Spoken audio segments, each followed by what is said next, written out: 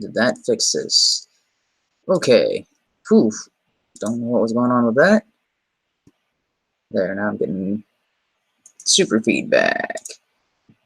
Do, do, do.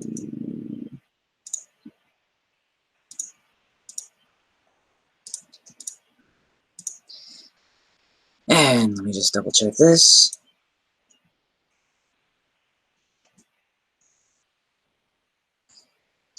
There we go. Okay.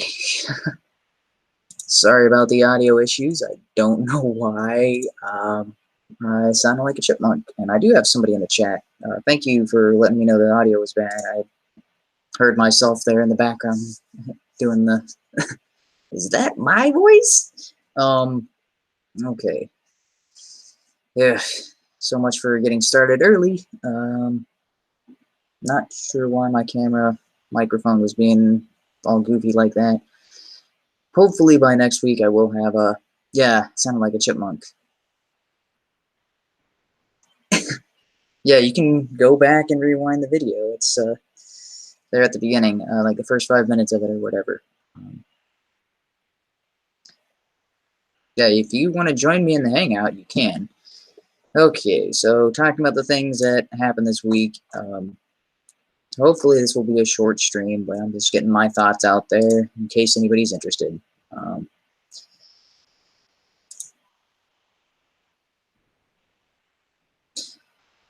Alright. Give me a second now that I gotta go back to my notes after fixing the audio issue there.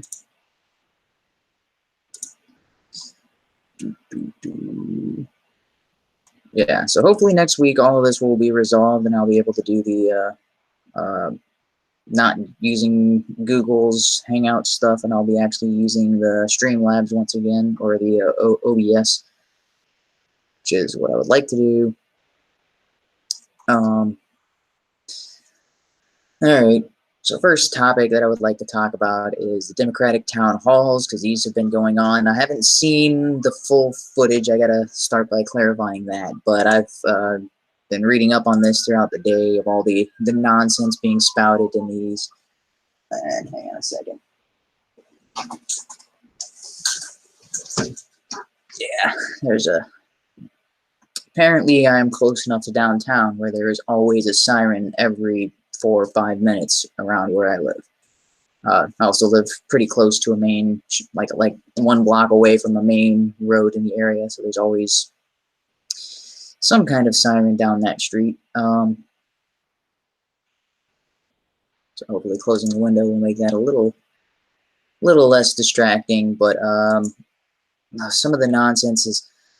Alright, so as usual, the Democrats are promising things that are absolutely ridiculous in order to try to get people's interest for votes. And one of the things that's being talked about currently for some stupid reason is giving convicted felons the right to vote. I mean, I understand their perspective because they want more votes, and they're not going to get it through the typical means. They can't win in a fair fight, so they're trying to boost their numbers by getting illegals in the country who are going to vote for them. And apparently they're admitting, hey, all of these felons that are in prison, if we let them vote, they're not going to vote Republican, they're going to vote Democrat. Because if by logic, if they were afraid that the vote would be split, they wouldn't be spouting this as their main talking point. Also, if it's like, oh, you're going to see about a 50-50 even split, or it's going to be, it's kind of unknowable what they would vote for, well, then you'd see Republican also possibly chiming in on this. Like, oh, if this is something that's legitimate, we should have these people voting. Like, no, but we see Democrats wanting these kinds of people to be allowed to vote because overwhelmingly these anticipation is they would vote Democrat. These are, and yeah. Yeah, I mean, if it's not bad enough that dead people are voting Democrat overwhelmingly, that people who are voting twice are overwhelmingly voting Democrat. So this is something Project Veritas has been shining more light on regularly, is voter fraud.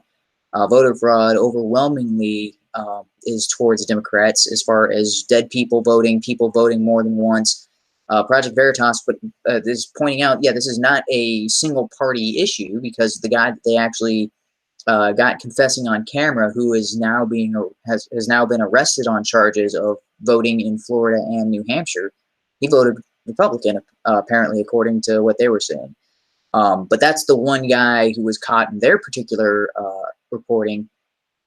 But if you look at the overall statistics of voter fraud, it overwhelmingly helps Democrats, which is why they're against voter IDs.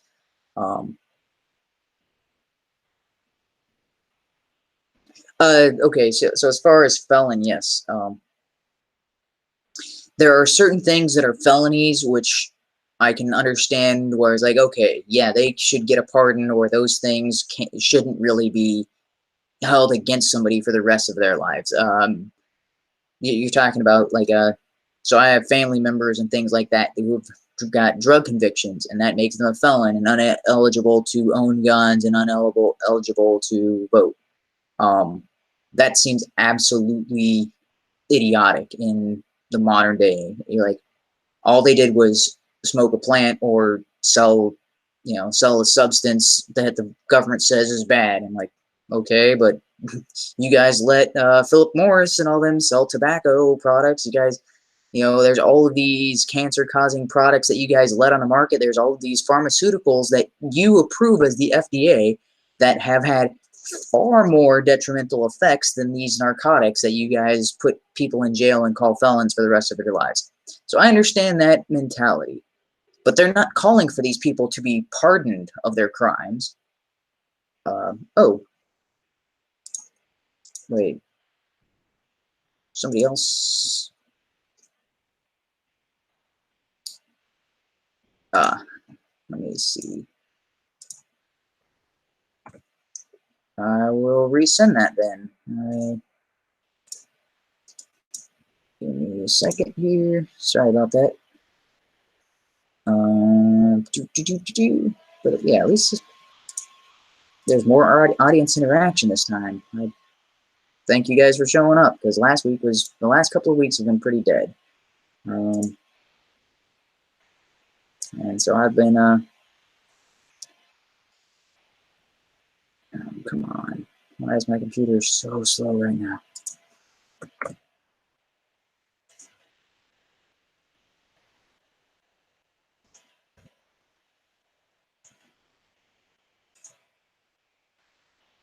All right, hopefully that link works.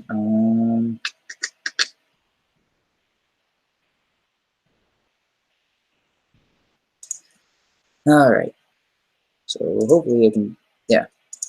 So I understand, but so the thing that these Democrats are not running on is not pardons for nonviolent offenders. It's not decriminalizing drugs. What they're running, no, excuse me, what they're running on is, oh, if you're a felon and you have a felony on your record, you get to vote. That's what they're running on currently. That's their current. What a lot of them were talking about in their town hall, Senator Warren, Bernie Sanders, and all them. And when the person, these town hall, like I think it was Don Lemon who asked one of these questions, was asking about which types of felons would they allow to vote. And one of the people that was brought up was the guy who did the Boston Marathon bombing. And it was Kamala Harris who said, oh, we'd look into that. And you're like, wait, how is that even up for debate? How is, like, I understand you want votes and all that sort of thing, but this guy is someone who has proven he cannot be a productive member of any society. And it's like, oh, but maybe there's a possibility he would vote Democrat, so maybe we should let that guy vote. What kind of horrible lack of moral center, or lack of any morality is. Okay, so voting is immoral. Yes, so I understand the principle that you're getting at. Yes, the whole system of voting is immoral. The problem is we live in a very immoral world where voting does have an impact on you. It's like you can ignore politics all you want, but politics won't ignore you. That's unfortunately the situation we find ourselves in. There's a group of people that give voting the power over people who don't vote. Now, if you look at the elections over the past, 100-something years, it has been overwhelmingly the majority of the country doesn't vote. It's something like 64% of the registered voters, which is not all of the age, which is not all the people who could vote. Those are all the people who are registered. Something like in the 60s, who don't show up to the polls at all for the majority of the elections. Now, for the presidential candidate, it swings a little bit the other way, where it's like 40% of the registered voters didn't vote. But when it's not a presidential election year, it's like 60% of registered voters don't even show up to the polls. So it's 40% of the registered voters, which is not all of the people eligible to vote. It's just the people who registered to vote. 40% of those are deciding what happens for the rest of the population. That's an unfortunate situation we find ourselves in. Now, if it was if we got rid of this entire system altogether, that would be ideal. The problem is we don't live in an ideal situation. You deal in a situation where you're given two bad options.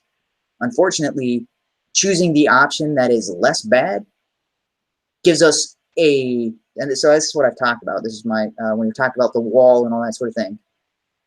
Sometimes Well, you choose. can I interject a point? Yeah, go ahead. Your second link was working, so I don't Okay. want to cut you off, but there's quite a bit to say here. Yeah. Can you explain why voting would be immoral? Okay. So, yeah, so that's what I was getting at with saying the majority of the people don't vote in a regular election. And is that because they are not allowed to vote or held up, or simply they don't care? So, yeah, they either don't care, Then if which they that don't there's care, they have abstained to vote.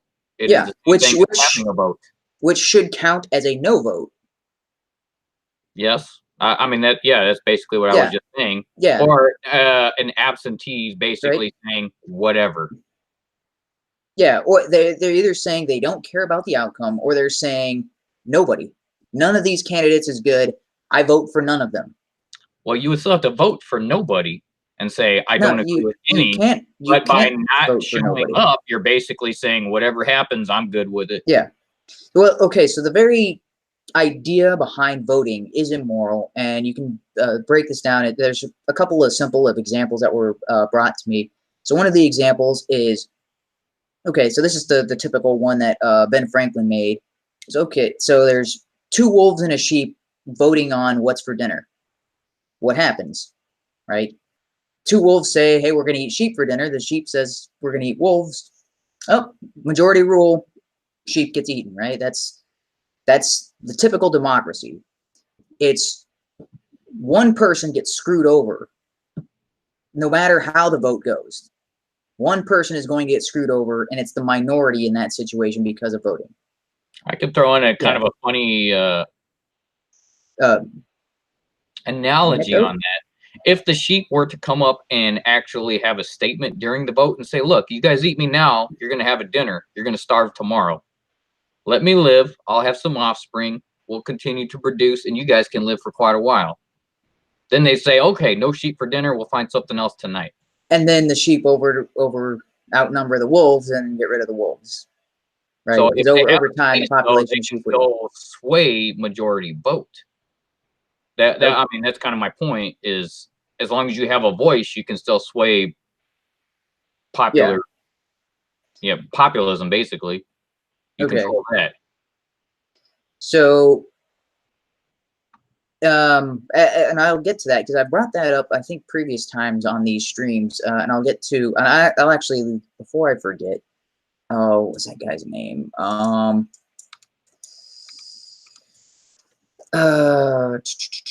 not Spooner. Well, I'm just wondering. I mean, my question is, I understand where you're kind of coming from with voting is immoral, but there are other circumstances Yeah. where it just doesn't seem immoral, right? You got a bunch of high schoolers, a committee that was put together to designate the theme of the prom. You decide, I'm not going to show up. I got better stuff. I'm going to play Xbox. If the prom theme turns out to be something you don't like, whose fault is that? Yours. You didn't go put your voice in. I mean, that's a silly example, but that's something where they would have all voted and said, hey, what's going to be the theme this year? So you abstaining was your vote to say, I'm good with anything that you, whatever the outcome is. So I'd say voting is immoral if you cannot speak other than vote, but if you have a voice and can't stand out and say, I don't think we should vote this way because, then I could see it being feasible or legitimate. Okay, so somebody in the chat, I'm drawing a blank on this guy's name. There's 12 different it's the story of a slave, and at stage 12, the question is asked, at what point did this stop becoming the story of a slave? It is a very well thought out argument, and it does concern voting. Do you remember that guy's name? Do I remember? No, I know I've discussed this on the stream before, but I cannot think of the guy's name, and I'm looking up the quote that I remember, and it's pulling up a bunch of other stuff that is not relevant to that.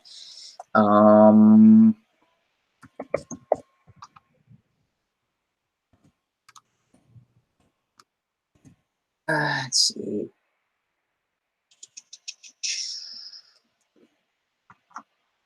So no,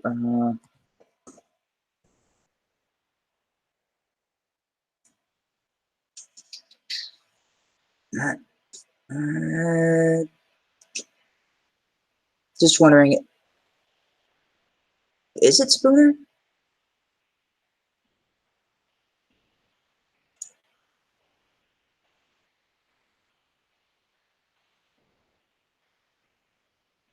No, it's not license. See, because that's the name that kept coming to my. I was pretty sure it was not Spooner, but maybe it is.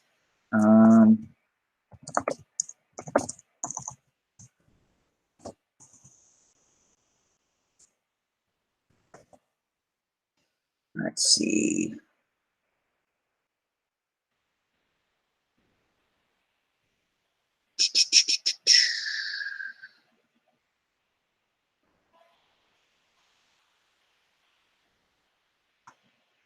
Well,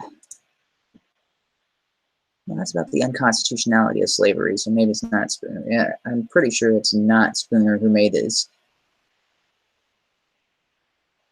Yeah, I'm drawing a blank on the name. Hopefully one of those guys will show up and remind me of it. But that's not the okay, so you're talking about you didn't vote, so you don't get a say, right? So if somebody. Well, it's Okay, not that so you don't get a say, you had a say. you had a say and you chose not to use it. I really don't care, so I'm not going to waste my time voting. Okay, so the other example that I want to bring up when it comes to, or that was brought up to me when it comes to voting and proving that it's an immoral system is, okay, let's say you go out to dinner, right? There's a group of 10 people at dinner. You order something small that's within your budget or whatever and all that sort of thing. So maybe you order a salad, or because it's an expensive restaurant and you don't have $20, so you're like, okay, there's something that's $4 or $5. Okay. The bill comes and it's over $200 for the table of 10 people. And they all take a vote that you're going to pay for it as a group. So your bill should have only been $4 or $5, but now it is going to be 1/10 of the bill. And the bill is over 200, so you're going to be spending at least $20 when you only had $4 worth of food. But all it takes is 6 of those 10 to vote that the bill be split into 10 equal parts. Now you're paying more than what you expected to pay. Okay, so that is unfair to the person who bought within their budget. So round 2 of this occurs. You go to that restaurant and okay, they're going to vote for it to be split evenly amongst everybody in the group, as opposed to each person paying for their own meal. So at this point, you would try to make your arguments, and well, it fails again, and you end up paying for more than what you wanted. Round 3 occurs. Well, now you stop buying the inexpensive thing. Now you just go for lobster, because lobster is going to be like a $30-something meal, and you're only going to pay $20, right? Because it's going to be split evenly, and you're buying this more expensive thing, and the bill is going to just keep escalating as things go on. So it started off as you being responsible for your situation because it was you were responsible for your own individual thing, becomes a race to increase. And so other people are going to catch on that this is going on, that, hey, last week the bill was only around 200, now it's going up to 300, and next week it's 400. People just keep buying it more expensive things and voting to split the bill evenly. That's an immoral system, which actually creates a disincentive for each person to act in their own best interest, or I should say in their own responsible interest, because it's in their best interest to get the most amount of food or the most expensive food for less money. That's what this system becomes. Another play on that restaurant example is, rather than splitting the bill evenly, instead they all vote as a group that one person should pay for the meal. So everybody buys food and they all take a vote. Hey, we're going to randomly pick somebody from the group to pay. So they all vote in this favor. So basically everybody puts their credit card in a basket or some kind of, and everybody votes that this is the method of paying for dinner. So after the vote takes place that yes, this is going to happen, and they randomly take somebody's credit card and have the entire bill charged to that person's credit card. That can occur in a voting system. Now, how is that fair to any one person in that system if the guy says, no, I just want to pay for my own food. I don't want my credit card put in this lottery system to pay for the entire meal. I can't afford that. I can't afford that once, let alone every week that we do this. How is that a fair system? Because it's simply voted on that, hey, this is the best way to pay for our food. Okay, so a couple things with the voting scenarios, and I think there's actually potentially multiple. Oh yeah, you can ways of viewing or multiple types of voting, and I'll give you 2 different examples. So one example would be, let's say you work for a corporation. They're releasing a new product and they've come up with some images, right? They want some branding and they want to get some internal response to say, hey, what do you guys think should be our new logo for this new product? So they do a poll. Okay. Vote on which one you think is the best. In that regard, it's not unfair. Yes. Because it's a power difference. You didn't create the logo. You didn't have a say so on a logo. You're just voting on what is available. That's out of your department. That's out of your hands. You're just voting on what you like the best. Whether or not it wins, that's kind of regardless. It doesn't matter.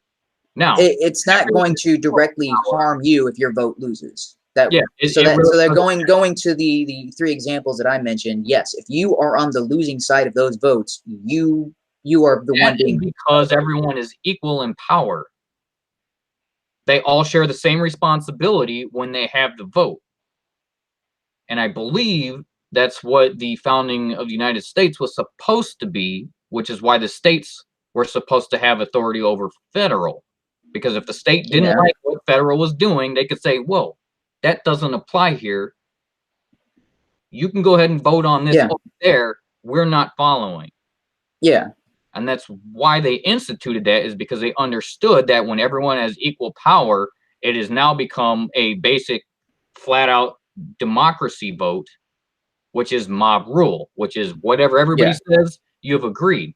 But when you have the ability to abstain and say, you guys can all do that, but I am backing out, you have gained your power back. So I don't see voting itself as immoral. It is the proportion of the weight of your vote versus what you are capable of doing. But that's okay. So even in the example of all 50 states voting on something, and a state who doesn't get their way should be able to withdraw completely and not have to abide by the decision of that vote. Correct. That would make things actually fair and not immoral.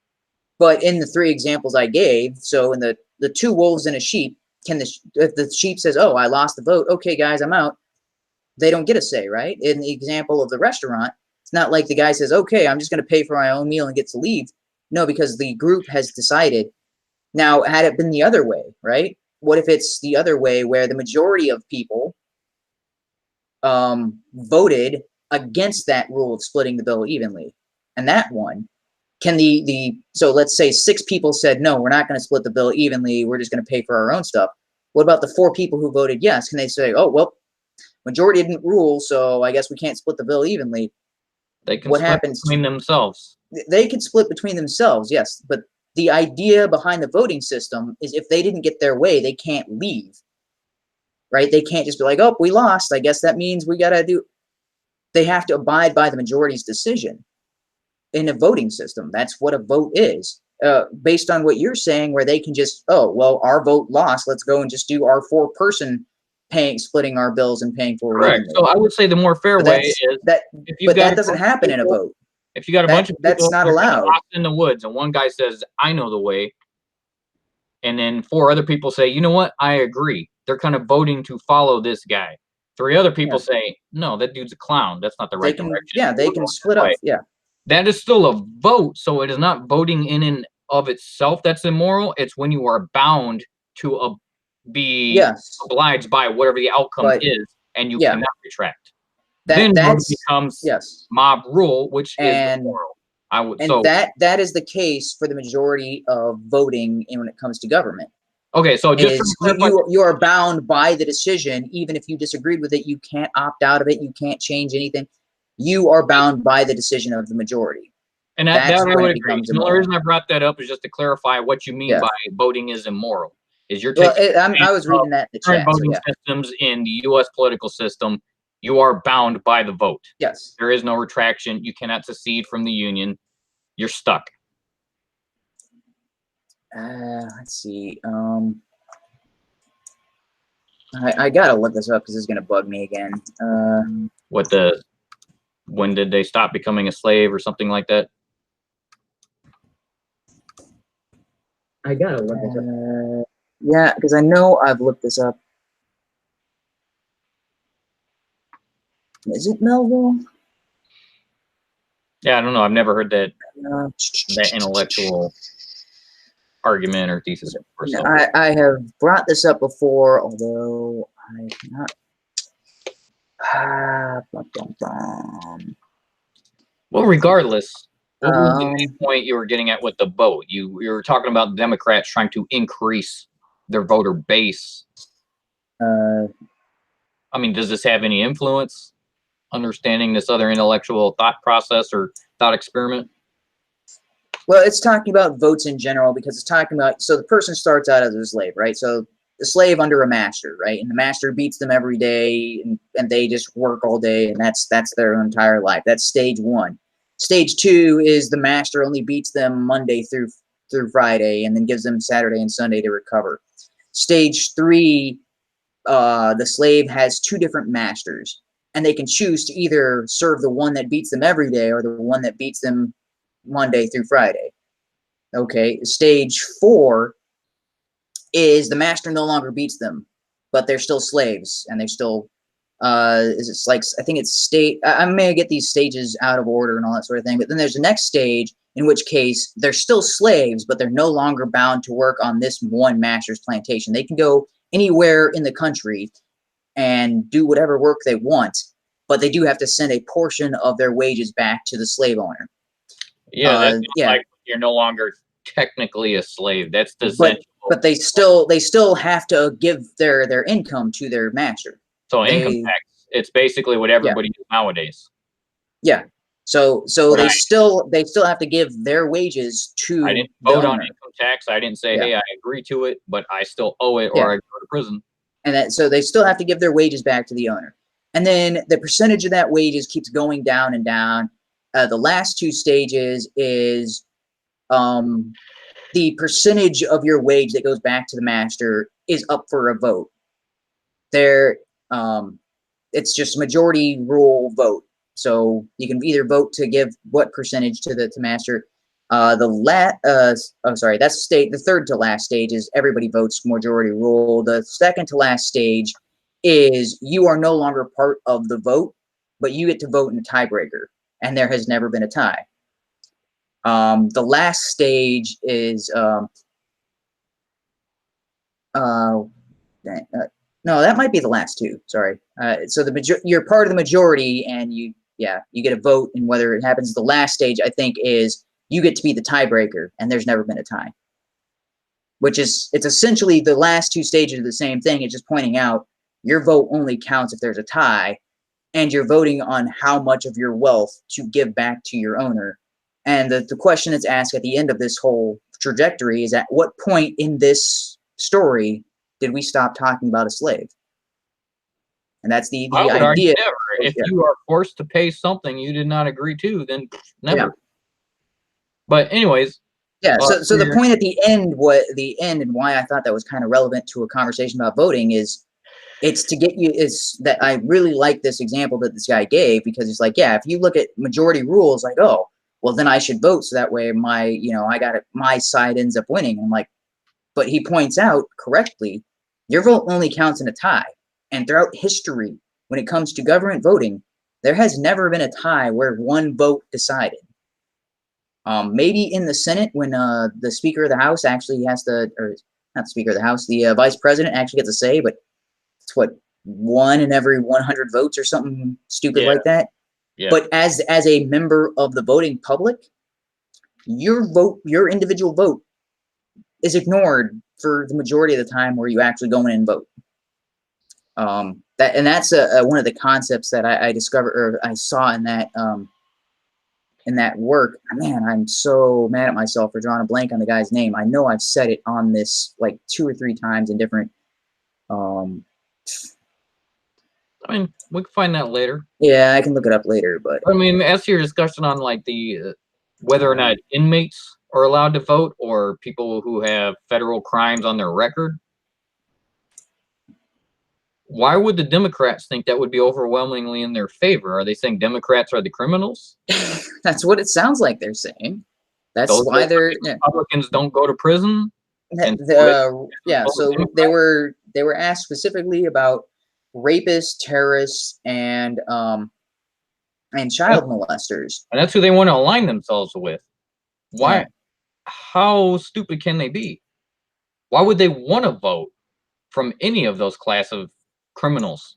I don't know, because That would be those are the something people that they're I would saying, rather yeah. not have your vote because you're disgusting people. Yeah, well, these people have no moral code and they're just after power. That's seems pretty obvious based on their answers during these town Obvious, halls. but how can they not see by aligning themselves with criminals of that nature? That's only going to bite them right in the butt immediately. Oh, looks like we Everyone says, "Why are you criminals voting Democrat? What is it that appeals to this party, to the criminal body of whoever was in our federal penitentiary system? Why are you guys all voting Democrat?" yeah. They're never going to Kind of ask like that questions of guilty by themselves, because that would require internal reflection at their own shortcomings, which they never do. Yeah, they don't seem to have that, as they're still pushing Russia. They never seem to question their ideas, their morals, or their views. It's like, no, I'm right no matter what. I'm right no matter what. Oh, well, something just went wrong with what I predicted.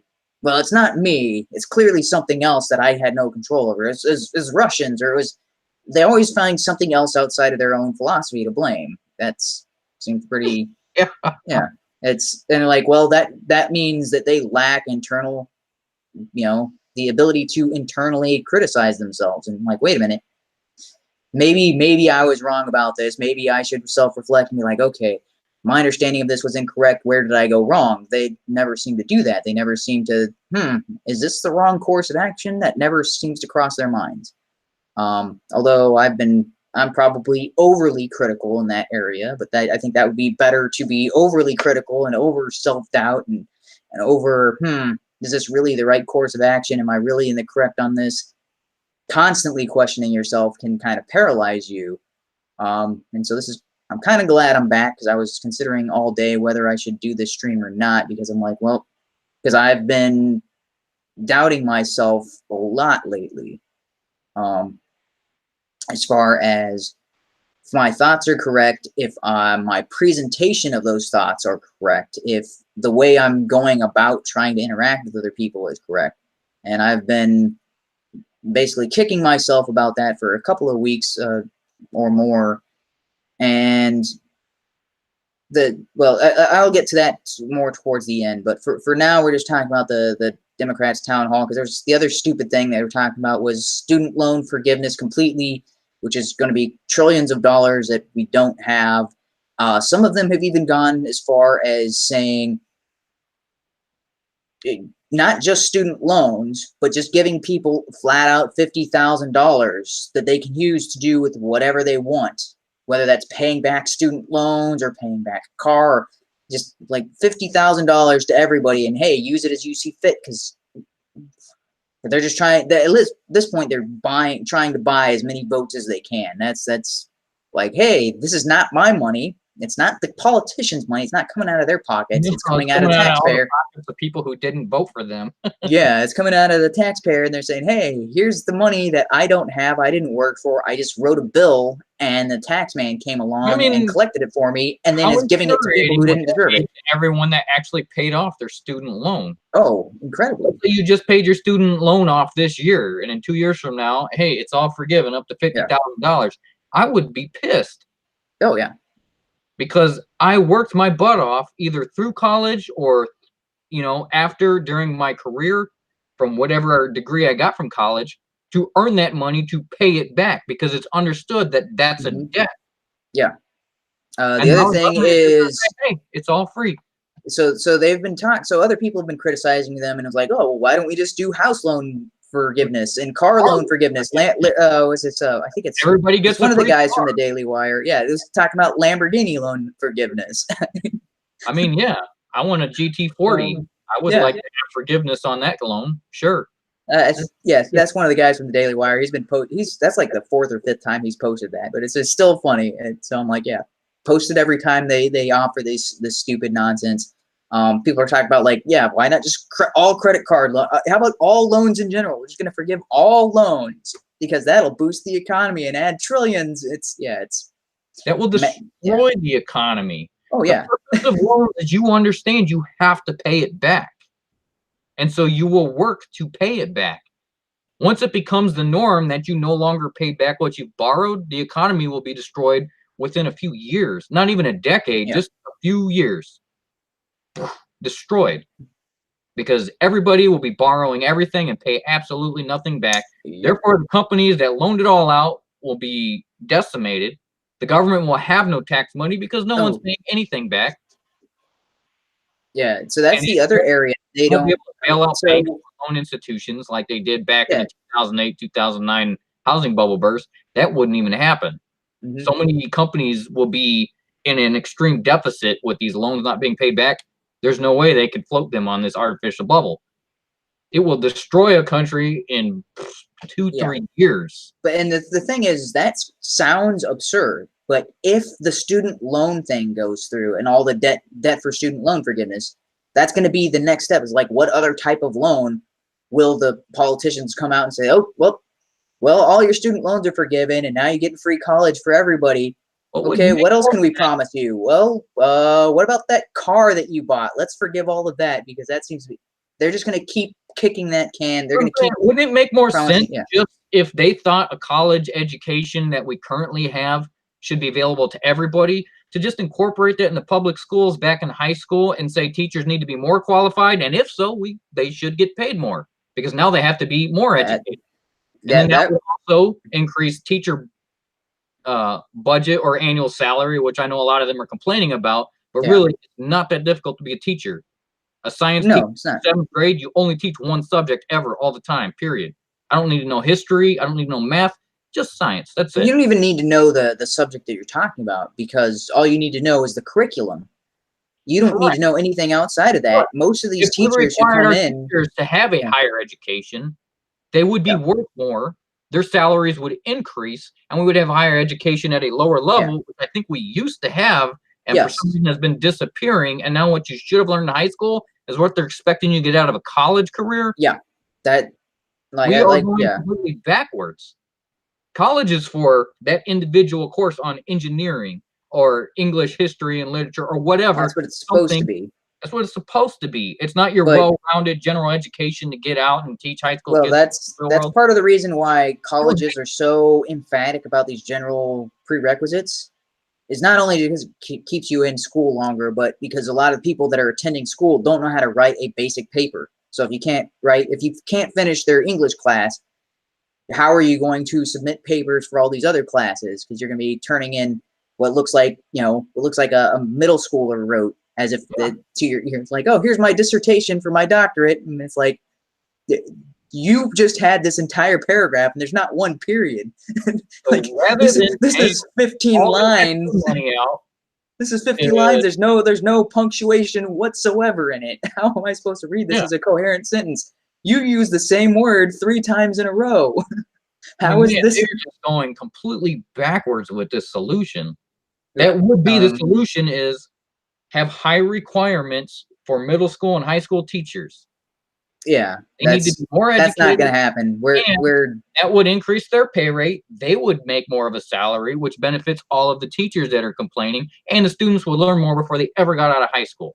You can get out of high school and be prepped for practically any job unless you need specific training for, like, some sort of engineering job or, an RN, a medical field, something where you do need the initial training. Then that's what college is for. That's what it's always been for. High school was supposed to prepare you to just go out and work. That was supposed to be a labor job. I could be in an accountant and a minor firm because I would already Yep. have all the math skills I need out of high school. I Yep. don't need college to become an accountant and learn to enter numbers on a computer. Anybody could do that. That's what's supposed to be the case, but it's not. And now it's getting to the point where what used to be a good enough for pretty much any job was the high school diploma, and now it's getting to the point where the bachelor's has become that new standard. It's like, yeah, if you can get your bachelor's, well, then you pretty much qualify for any type of job. If you want something that's more specialized, you're going to have to get training on top of that. And that's the boat I found myself in, as I had my bachelor's from what used to be an accredited school or highly accredited school back in the 80s and 90s, and then now has become a laughingstock when it comes to accreditation. So once I got my bachelor's and I realized all the people who had a bachelor's degree along with me were, absolutely unhireable, I had to seek out something else to get some more specialized training and something that would put me ahead of the rest when it came to employment. And thankfully, I found that with the company that I'm working for right now. And today was my first day at the actual end client. So I've got my laptop and got set up in my new workspace. Didn't really get any work done because it was all mostly orientation, and found out that the guy that I've been talking to most of the time, who's been kind of telling me about what I'm going to need and kind of explaining everything, I'm actually his replacement. So he's training me to replace him, and he's leaving in about a month. So like, okay, that makes sense. He's going to another job and he's not bitter. Oh no, he put in a request to change. He's moving to another country because that's where most of his family is. So he put in a request to change in order to be closer to family. Guys that's trying to fill you in before he leaves the company. Yeah. So I mean, he's not bitter or anything along those lines. He has been he's going over and above to make sure that I'm not just gonna be like, all right, what am I doing? Oh no. So he is going over and above and over prepare. It's a lot of the stuff he's been talking. It's like, oh, make sure you don't do them. Like, yeah, that's kind of I've been in 2 other environments where that was also the case. So that's not something new. Yeah, I mean, it's understandable because he's had a bunch of other people come through that didn't. This was their first work experience outside of high school or outside of college, and they didn't quite know these things. I'm like, oh yeah, I did that for 8 years in the Air Force. I'm used to that sort of thing as far as not sending stuff to your private email. But yeah, that's yeah, haven't had an issue with that for the 12 plus years I've been in. 8 years in the Air Force, and then 11 and a half to 12 years. Don't send work emails in your personal email. Don't send anything from your work mailbox unless it's to your work. Yeah, and pretty much anything you do on your work computer, make sure it's work only, and not like they kind of hammer that stuff home, and I'm like, man, maybe this is a bigger problem. Like, who gets a computer issued to them from work and then goes home and surfs porn on it? Dude, you would be surprised. Who does that? In the U.S., I don't think it's all that common. I know in some of our LATAM locations, when I first was on the help desk, I caught that a few times. The porn sites, I'm like, seriously, guy? For real? Yeah, so they're doing our network. I was like, yeah. I even had pictures up when I remoted on his computer. I'm like, all right, I need you to close everything right now. Apparently that's a problem in other countries. I've never had that be an issue in the U.S. So I understand about like network security and infiltration and what those sites have on it. Yeah, that's the other thing. Is like, yeah, it's like, dude, I've got my own desktop. I've got my own laptop. I can surf my own stuff on the internet. Granted, porn was an extreme example. I don't use my computers to surf porn. I've been. And even if somebody wanted, go get yourself a cheap used smartphone. You can go look up whatever on your own. Yeah. Your own dime. The idea is anything that you wouldn't do at work, you don't do at home on your work computer. Yeah. So that's the idea. Yeah. So I mean, I wouldn't be cruising YouTube all day from my work computer. Yeah, it's like, I've got my own laptop. If I want to watch a YouTube video about idiots, on political discussions and stuff. That I do, except I just Oh, play the audio in the background while I'm working. yeah, but if that's within your company's accepted policy that you can be on YouTube and stuff, then okay, that's fine. My yeah, as far as I'm concerned, all that's politics and religion stay out of the workplace if at all possible. I have had issues where there's like a group meeting where they're talking about acceptance and all that sort of thing, and they bring up the issue of religion or politics in order to start up a conversation, sort of thing. But outside of those environments, you don't bring it up at all, and you don't do anything that related to that at work as far as what you're watching on YouTube or anything like that. So my workaround solution is I do have a subscription to YouTube, and you can download videos on YouTube on your phone, and then I just Oh play yeah, those downloaded videos while I'm at work. listen to something Yeah, like while you're working. yeah. So I listen to podcasts and things along those lines on my phone at work. That's because that keeps that off of my work-related stuff. It's just that complete separation of the two, so that way there's not. Even though it might be acceptable at work, even though it's like somebody will come along and be like, for whatever. I don't want that, even the appearance that I'm using their stuff inappropriately. So I tend to do that. Yep, Um, makes sense. it's the if there's the line over here, man, where's the camera? Here's the line. I want to be over here. Yeah, Over you here, don't want to have I'm not even someone make close to you that go line. over the line. Yeah, Like, because yeah, that line's over so there. many I'm like, people are like, "Oh, here's the line. How close can I get to that without going over?" Oh crap, I'm over. So it's the don't get close enough to the line where somebody could say, "Oh, well, are you over? Are you over? Are you over? Oh, you're over." I just stay on the where it's obvious. Yeah, he's so far away from that line. It's not. It never comes up. You never get called in anybody's office. Yeah. At least that's my mentality on that. Wow, we went way down a rabbit hole there.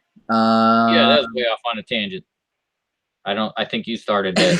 I'm not Sorry, gonna mention that. sorry, way off on a tangent. Anyway, just talking about, but yeah, in order to get the new job, I had to get specialized training that my college did not prepare me for at all. It was not even close. The specialized training, 10 weeks. I learned more in the first week of this training than I did in the entire 2 years of my degree at DeVry. Um, in my degree, getting my degree at DeVry, uh, yeah, it was like 2 years of school in order to get that bachelor's from my associates. And in that time, probably a month's worth of information that I learned total. No, I would agree. I mean, I only got an associate's, but everything I learned Yeah. gone. It disappeared about 2 years after I even got out, and I Yeah. used zero of it. My current job, I learned it all on Yeah. the job because that's better training than Well, what I got. the other thing is the majority of what we talked about in class was all review for me. I'm like, I've been doing this for 8 years. And actually some of the stuff they were teaching me, I'm like, that's wrong. Nobody does that. Why would you? Why? Yeah, maybe 10 years ago. What is this? Yeah, that's like, that is outdated. How is that best practices? What Yeah, are I you learned the teaching whole these kids? Intel processor family dating back to the very first process. Like, we're on Intel 3, at least back when I was in college. I'm like, Yeah. what? If anybody even has an Intel 1 processor at work, their computer doesn't work. They can't even get on the internet. Yeah, you can't even run your basic browser at this Why point. are we going over this? I don't know. So I don't know what the current education system's doing. I mean, Yeah. I know we used to be fairly high on the global spectrum, and over the last 50 years, it's dropped substantially. We're somewhere in the 20s, I believe, compared Yeah. to other countries' education system. And it Yeah. has nothing to do with college tuition or paying back loans. So, Well, I mean, a I good would say it does example. have something to do with paying back loans. When Well, I did talk about this at over lunch. Is the I've problem with? got an argument on that point. So I've got a son and a daughter, Mm-hmm. obviously. My daughter seems more college minded. Mm-hmm. She is focused on her artistic abilities. She's going to a college introduction program, even though she's in middle school right now. But this seems to be a focus of hers, and I think she could do very well in a decent college environment, depending on what subject she picks. My son, however, the soccer and Xbox. I don't see what college is going to provide him at all. Hmm. If he goes to college and says, I'm just going because, he's going to blow thousands of dollars, And owe a waste ton of debt, years. and have no idea what he wants to do even when he gets out. Yeah. So I'm still trying to shape, what he wants to do. But why is everyone so insistent on you have to go to college? For certain careers, you need it. But for, I would say, a majority of just your current jobs out there, just graduate high school. That's it. You can Yeah. start as a basic mechanic. You can start as an apprentice for any sort of trade job, period. No college. They will train you while you're working, and then you take their test. That's it. You don't need college for just to earn an income or earn a living. Or if you're an entrepreneur, most of them dropped out of high school. Yeah. Actually, You look at some of the richest people on the planet, they thought high school was a joke. yeah, I was like, it would even like if you look at all these tech billionaires, and not one of them, Zuckerberg like, paid so no attention to Zuckerberg, college. Jobs, He Gates, none of he them went finished on college. his own way in college. Forget the classes. Bill Yeah. Gates got through MIT, did his own thing Yeah. before he ever even graduated. Yeah. Jobs, Gates, and Zuckerberg all dropped out of college. Yeah, because they understood, I have my own ideas.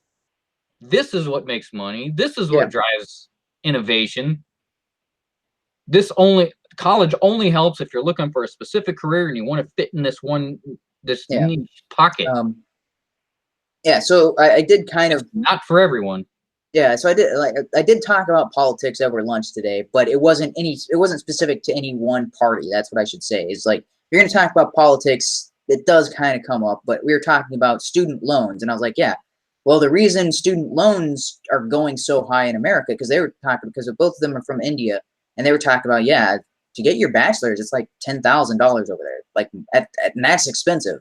To get your bachelor's is $10,000. To get your master's, that's awesome. Yeah, they were talking about, people who go on to get their masters. Yeah, then you're looking at spending associates. Yeah, to get your masters on top of that, then you're looking at spending another 50 to 60,000, possibly, depending on what kind of masters, maybe 80,000, depending on which schools and stuff. But to get your bachelor's, you're looking at a debt of $10,000, and that's in India. And I was like, wow, that, because we're talking about, like, people are graduating with associates. The average is around 100,000, although the majority of people have $120,000 in debt just for their associates, and it goes up to mine was like 25 grand. Yeah, the majority I think it's when you get to bachelor's that the average is around $200,000 worth of debt getting bachelor's. Now that makes no sense, because when we were back in the late 80s, early 90s. Yeah. That was for a doctorate.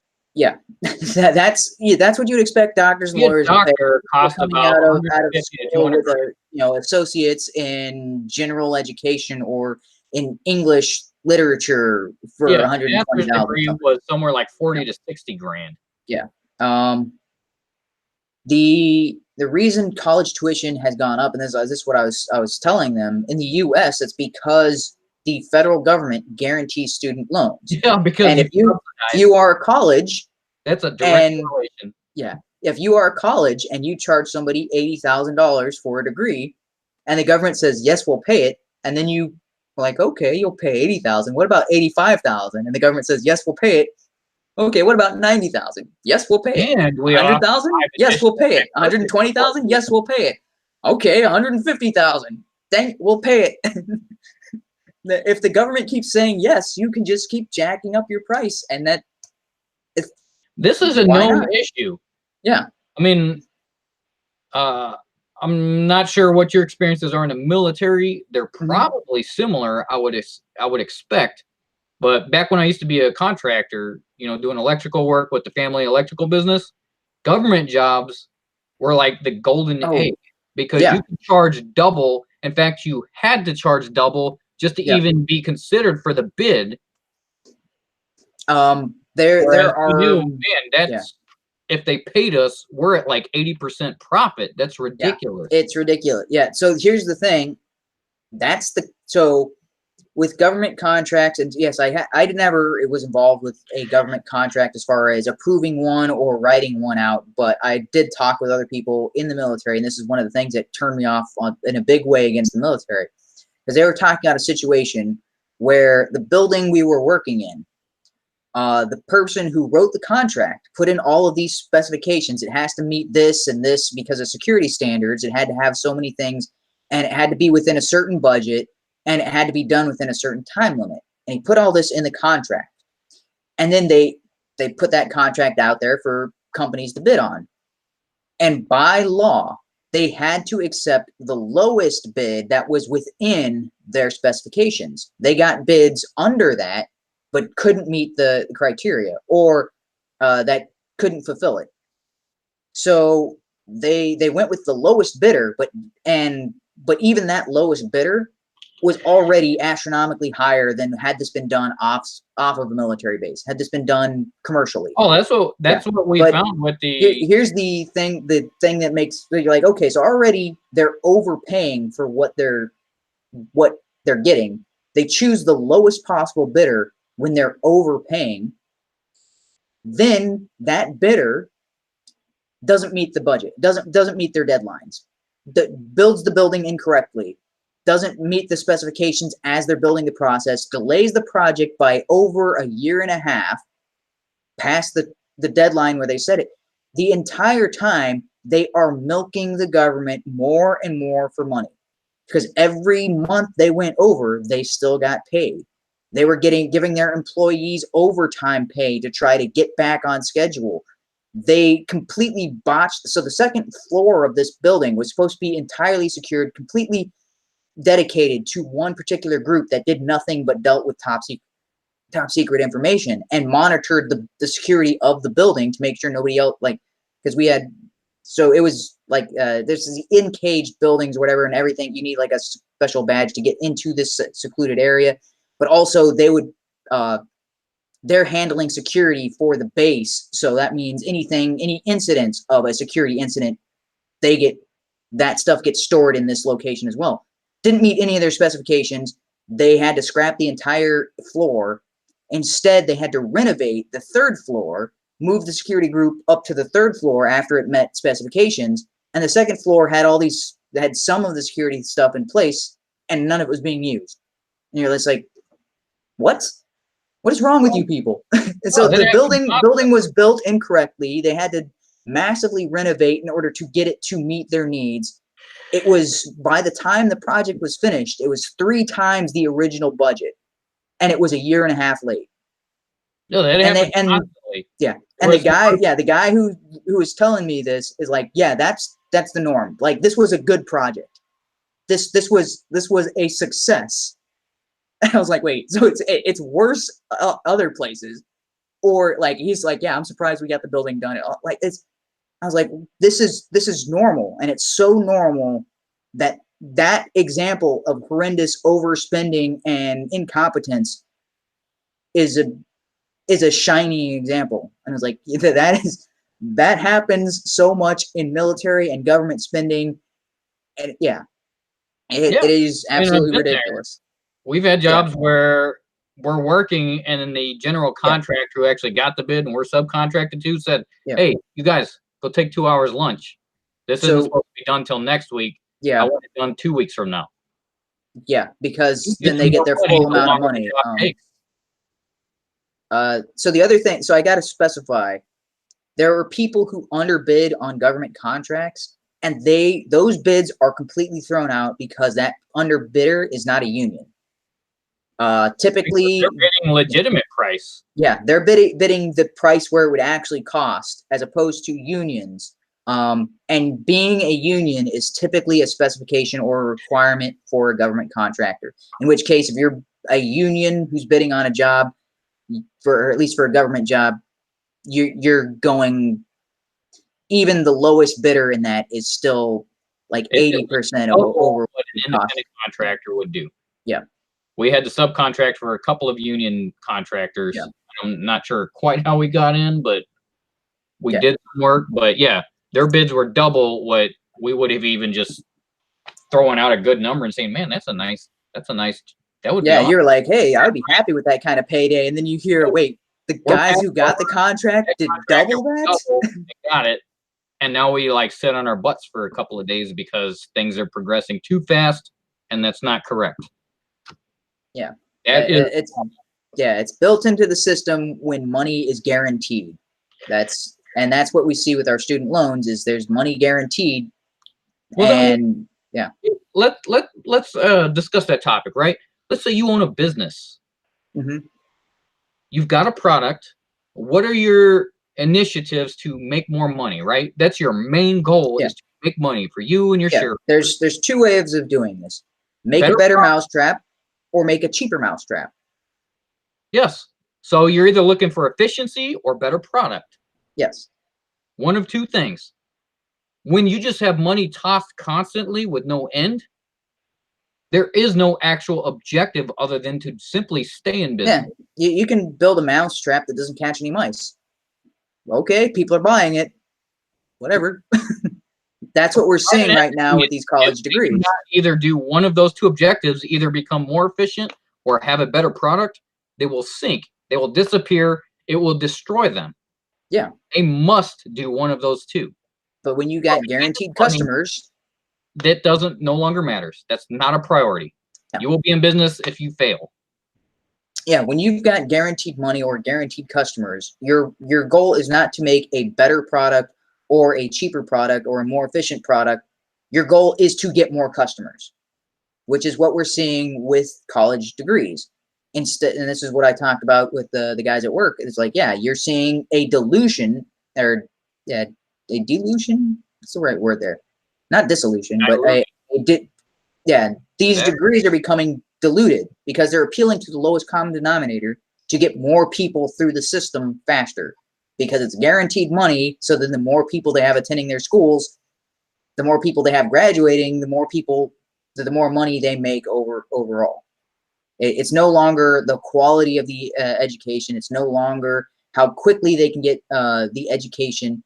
It's how long they can keep somebody in the system and how many people they can keep in that system. Because, yeah, if you can graduate somebody in 10 weeks, that would be great for their system, except that you can't charge, or they couldn't charge the rates they're charging. Their goal is to keep somebody in their school system as long as possible and have as many people in that school system as long as possible. Because that's how they make the most money, given that customers always pay.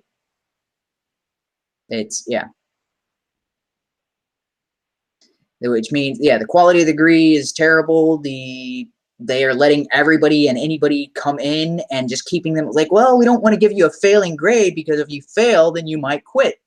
Well, let's just give you a D. Keep you going through the system, and then at the end, okay, you passed this grade. All right, here's your degree. We got as much money as we possibly can get out of you. Come back with us. Come back and see us when you're looking for a master's. It reverses all the incentives. Well, I mean, this is entirely what we can see coming from progressive left. So if they're advocating in these town halls for allowing inmates or people with federal crimes on their record to be able to vote right then, and they think they're going to vote Democrat, that should be kind of a red flag. Like, why would they vote Democrat? What are you offering to incentivize them? Or were they already Democrats and they're just the ones who wound up in prison?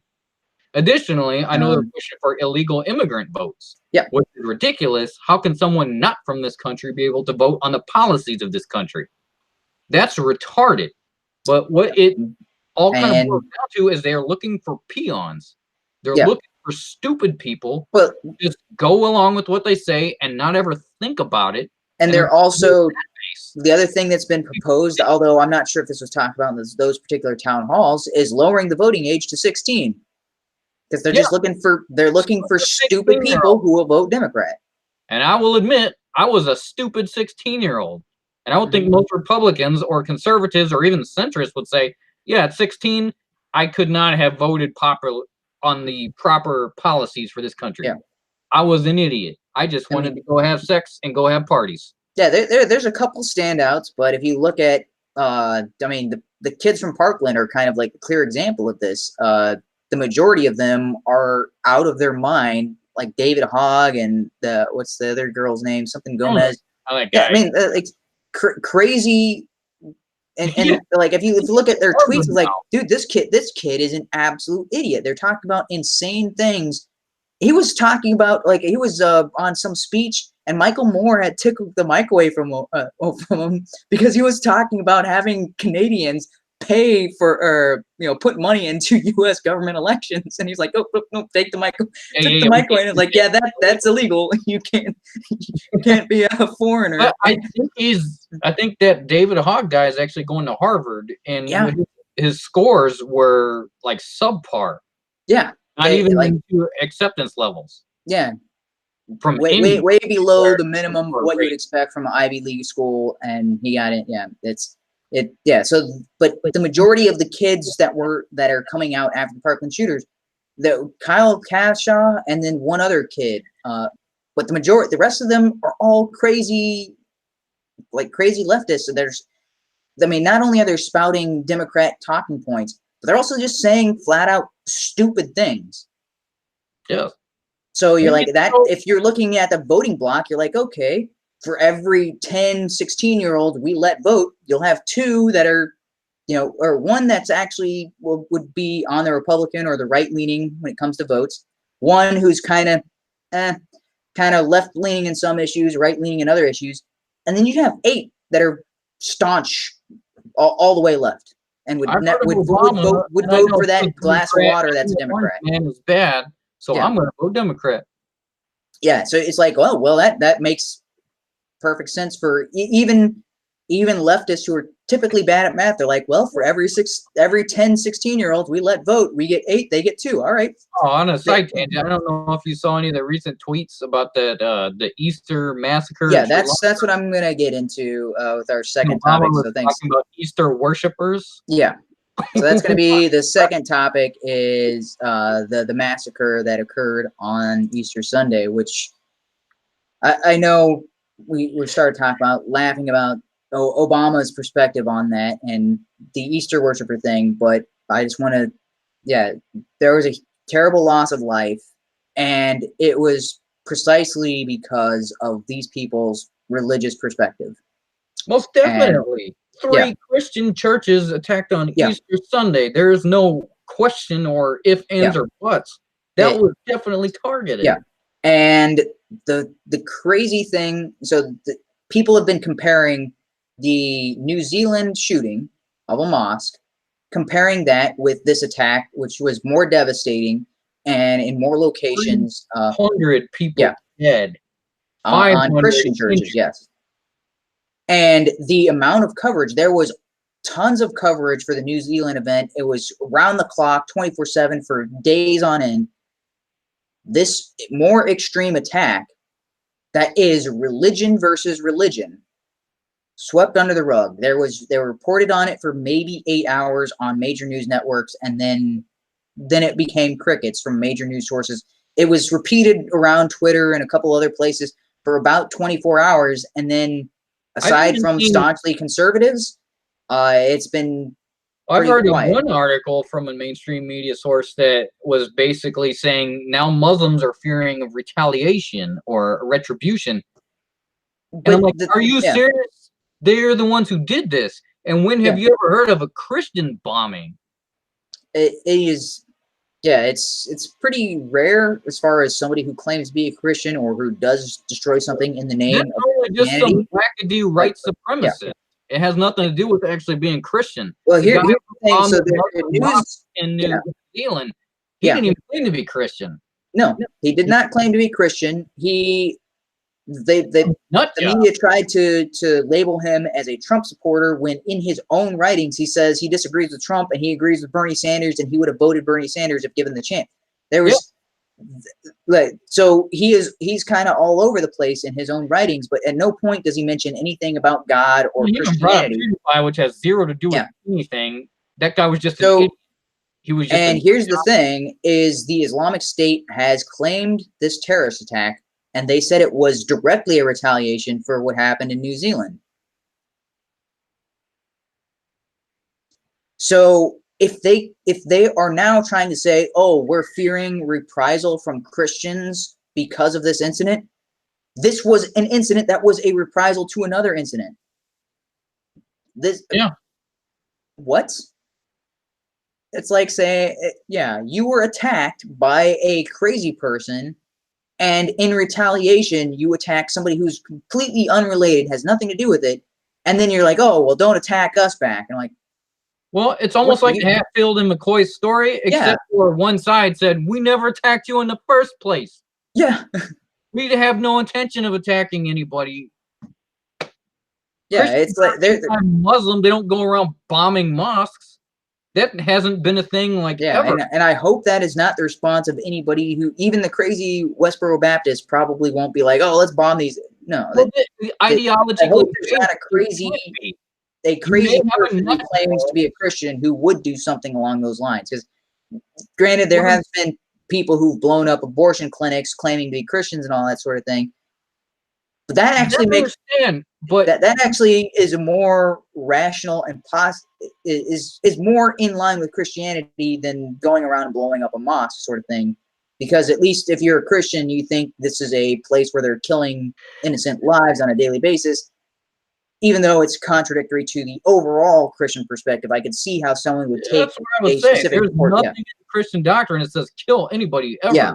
I could see somebody taking this and being like, okay, the moral thing to do would be to end this factory of death. I could see somebody taking things to an extreme, although they would be ignoring vast portions of the religious doctrine in order to reach that conclusion. Yeah, pretty much everything. I mean, you even look at Jesus, and when he got caught by the Romans, one of his disciples cut the ear off. Yeah. And fixed it and said, no, we don't do this. Yeah, he said, he who lives by the sword will surely die by it. It's anti-Christian to go even to retaliate, even if you were attacked in the first place. That's where the whole concept of turn the other cheek comes from. So this whole misconception of what if Christians retaliate, that's not a thing. That hasn't even happened. Ever. Yeah. That's not Christian. But the stark contrast of if the Islamic religion is attacked, it's the end of the world. It's a horrible travesty, and we all need to just learn how to accept all religions and all races. And this is a travesty. And when they actually bomb Christian churches, they don't even bring up the word Christian.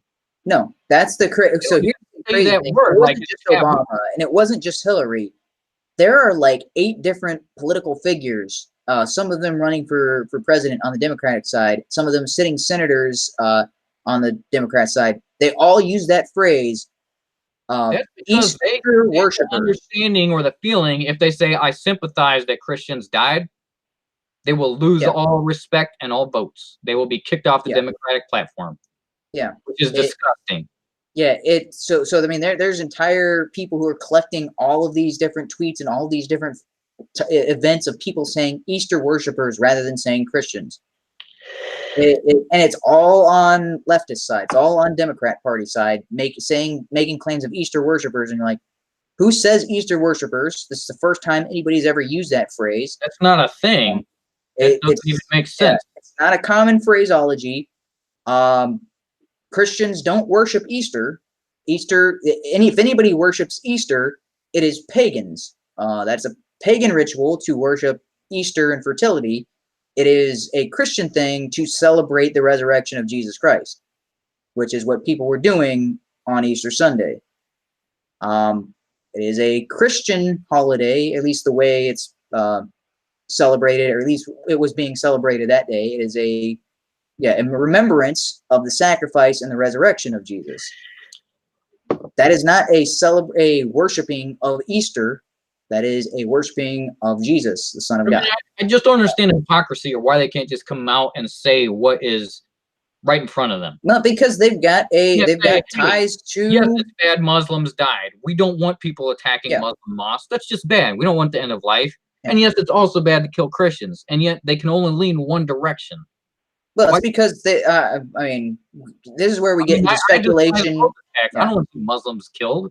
This is where I get into speculation and my own personal perspective on this. So everything we've said, for the most part, has been based on facts and evidence, but I'm going to go down a rabbit hole and speculate a little bit. I'm like, because it seems like they are in the pockets of some very rich caliphates, because they are always on the side of Muslims. And granted, some people are even claiming Barack Obama is a secret Muslim.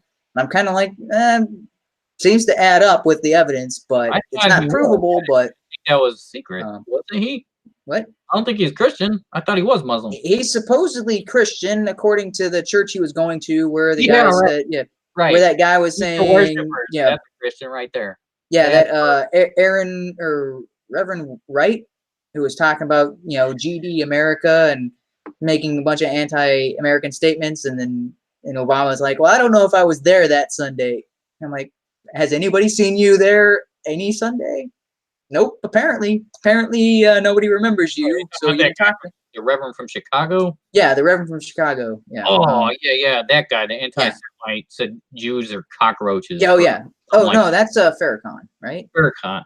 Okay, so you're talking about somebody else. No, different. This is all stuff that was going up to the his first run for president. Was this leaked out of one of the sermons this guy was giving? People like, that's pretty anti-American, and you attend this church? And his response was, "Oh, I don't think I was there that Sunday." And then people started asking other people at that church, "Have you ever seen him or his wife or his family there?" And everyone's like, "I don't think so." That's on paper. That was the church he went to. But there's also footage of him wearing full Muslim garb in some kind of ceremony. Then again, that might just be a Trudeau kind of moment where Trudeau is not a practicing Muslim, but his India trip. Yeah. What an ass.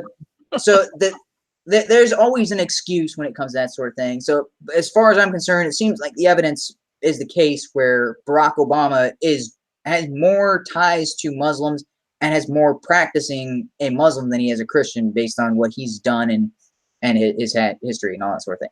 But it seems like there are some very wealthy. That would be fine. Yeah. Except for, why in America does it seem there is more pro-Muslim versus pro-Christian? Yeah. And again, that's where I'm talking about speculation. Is Muslims? There's a lot of them.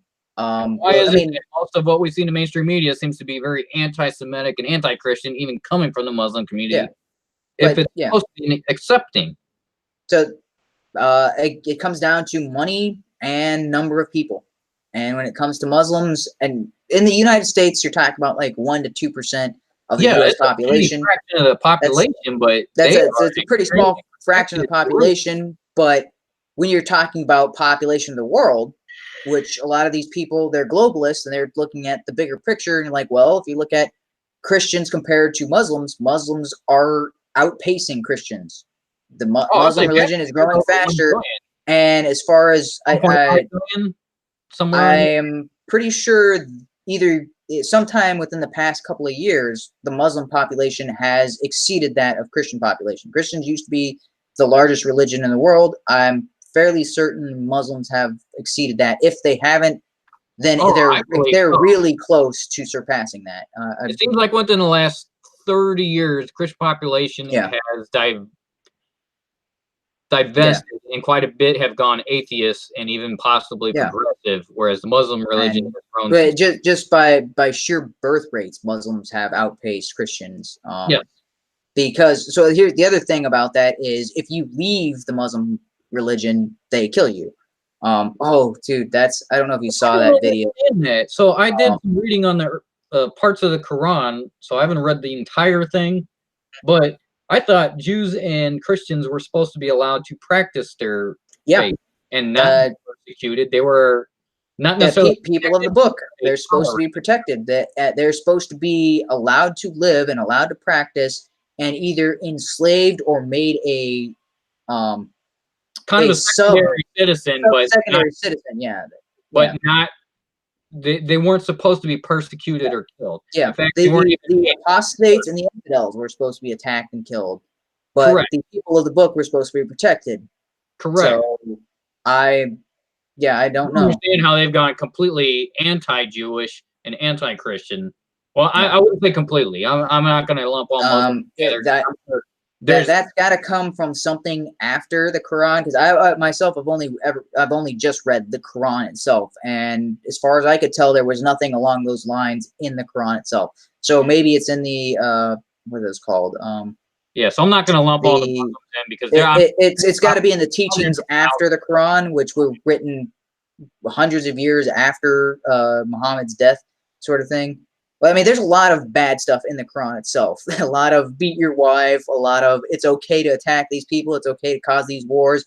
This was a justified killing, and there's a whole lot of horrific things that are like I said. And that, but I mean, if this is reading the Bible backwards, it's like it starts out peaceful and then goes more barbaric as it goes. And if you look at it's based off of their holy prophet Muhammad and his writings. Yeah. In the writings, he did state that this was inspired of the Jewish and Christian religions, and that he believed Jesus to be a holy man, and that they should be allowed to practice their religion. They didn't have to convert.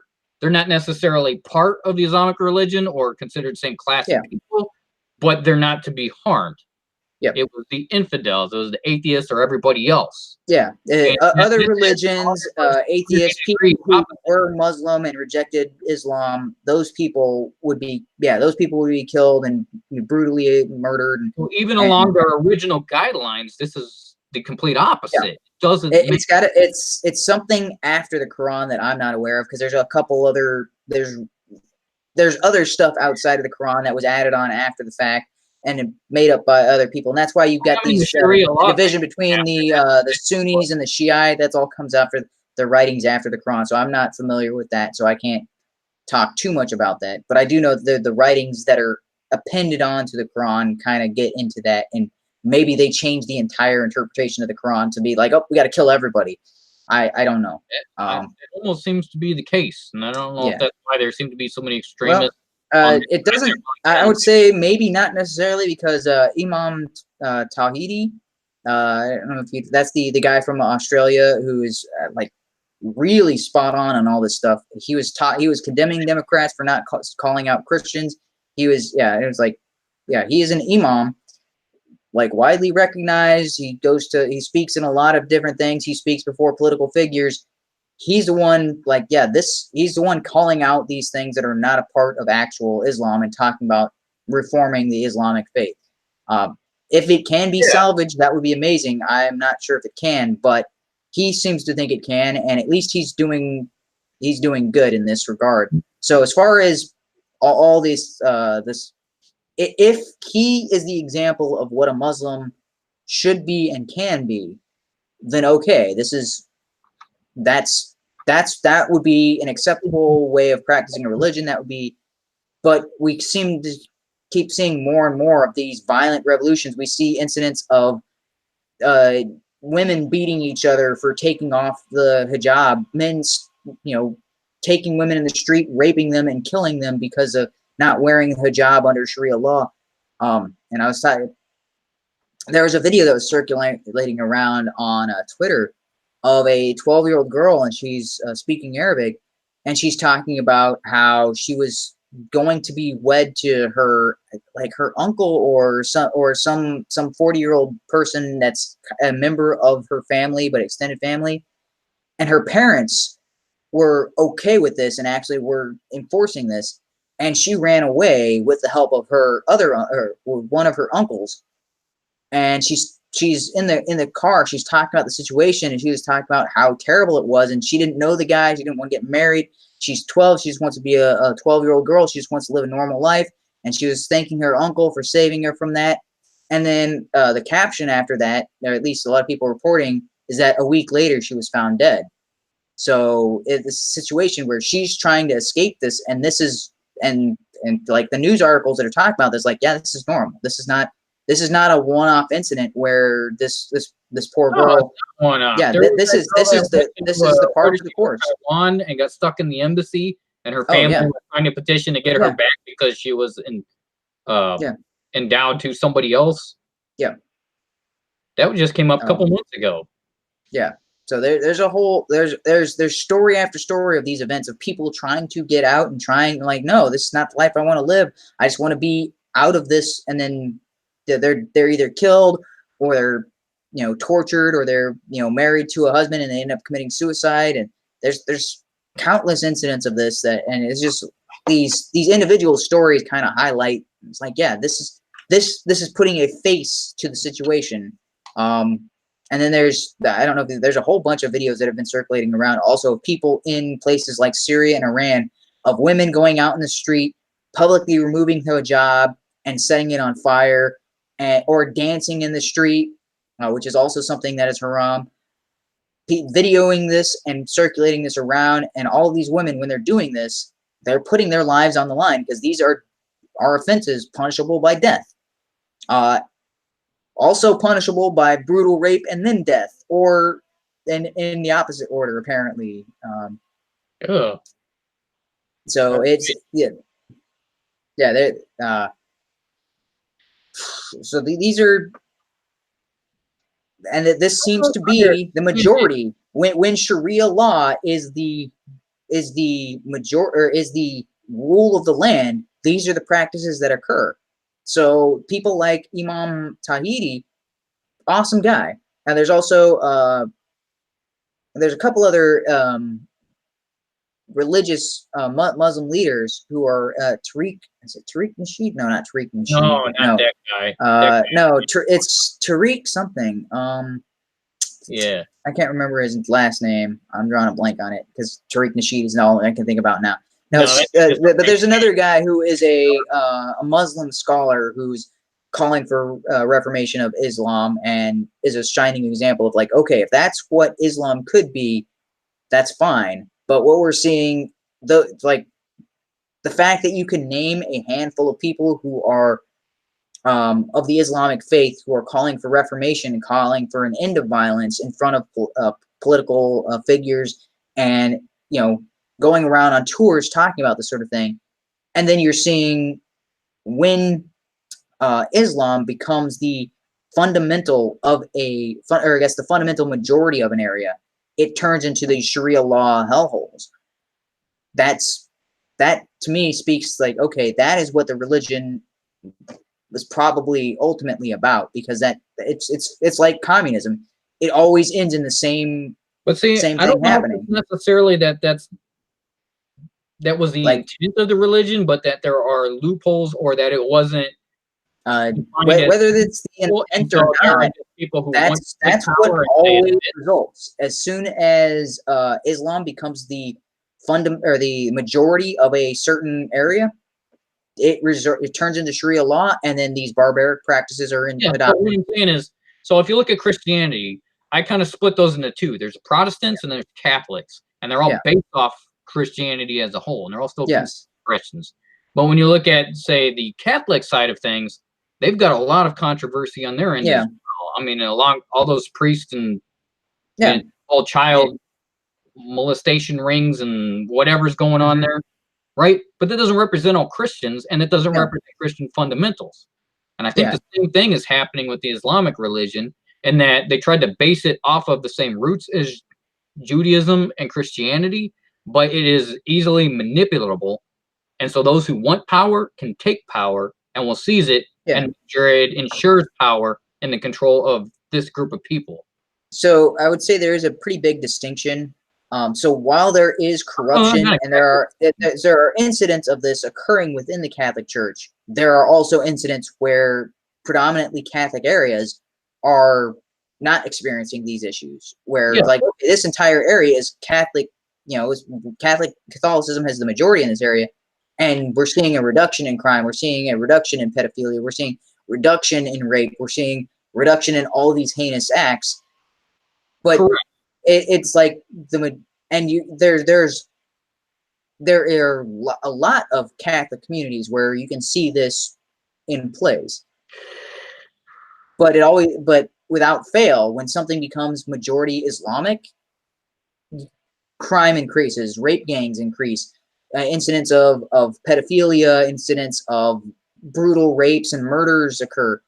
It increases under these, and it's not one-off events, or it's not a 50-50 split. It is a majority in these situations. You're like, and I'm making a comparison between communism. It's like, well, it's not a one-off incident. It's always, when this becomes the majority, when this becomes the law of the land, it always leads to the same ultimate end.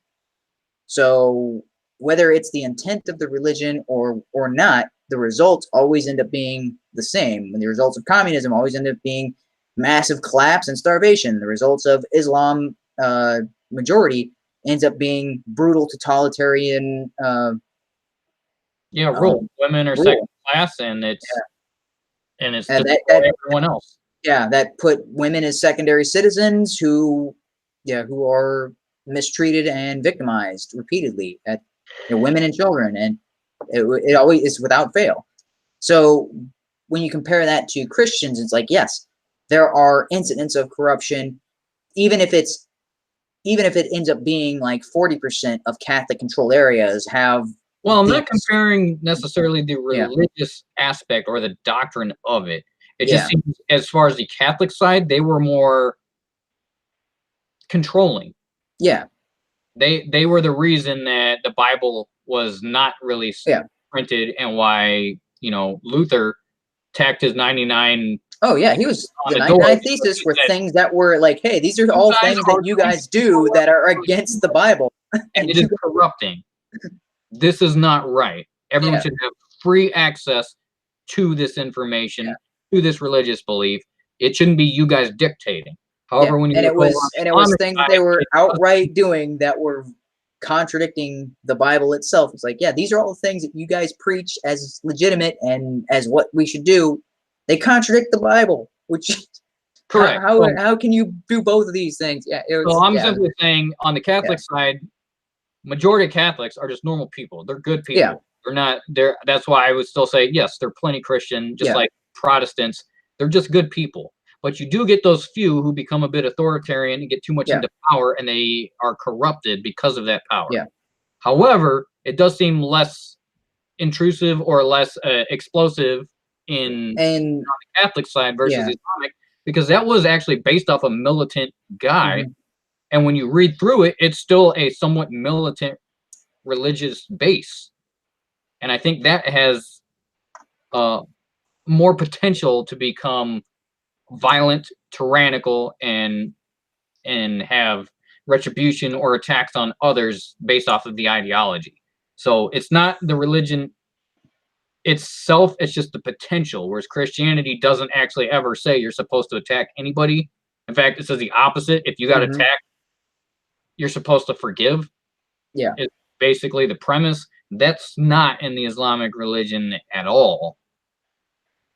Yeah. It's basically building military empire. So I think it is more corruptible to this potential for power and corruption of that power. So I don't think all Muslims have fallen prey to that. I just think it's easier for wider swaths of the population to fall prey to, because just the way it's structured. So I think that's why we get more violence out of that religion.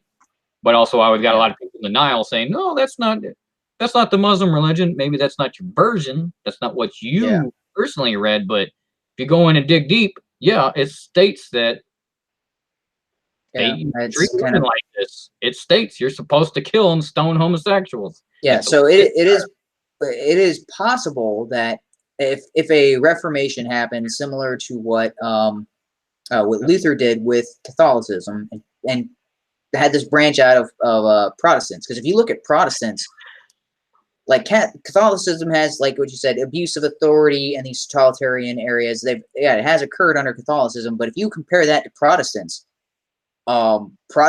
like overwhelmingly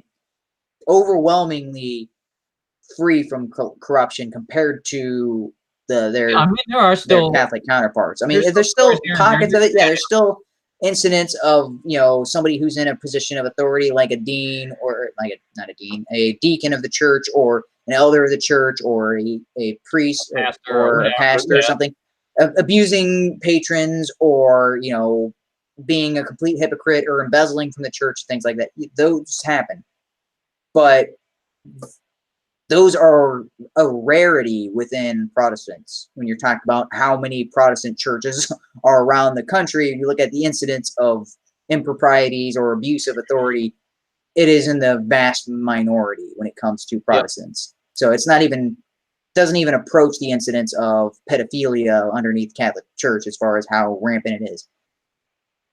Because I mean, I was that might be up to 40% of Catholic churches are involved in this cover up of pedophilia. I was like, when you're talking about overall improprieties within Protestants as a whole,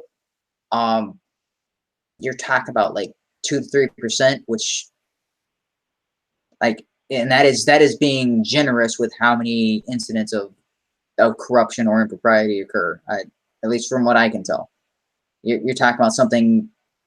Even at the, if you count every single incident that occurs within a church as if it's a incident against Christianity, still less than 5%. If you look at the overall structures on the Catholic side, they have more of a hierarchical structure with humans, just people at the top. I mean, we've got the Pope, who is kind of the pinnacle of the Catholic religious belief. He's kind of the voice of God here on earth, right? But you look at Protestant religions, there's nobody like that. It is simply people discussing their ideas on what these passages of scripture mean, conveying those ideas, and if you like what they're saying, then you'll join in the congregation and continue to listen, and that's it. There is no major hierarchy where this is supposed to be the voice of God. So I think it's more because that has become an individualist type of religious belief. You accept that into yourself. You decide for yourself what it means to you and how you're going to act on it. You know, it's just people getting together to discuss those ideas. And so hopefully we do get some sort of Islamic reformation to where people start thinking for themselves and don't just accept this higher authority. It's one thing to accept the higher authority of a deity, a God that created everything and says, here's what I want for mankind. But it's another to just accept another guy's word. How do I know if he's being truthful? How do I know if he's corrupt or not? I don't. Yeah.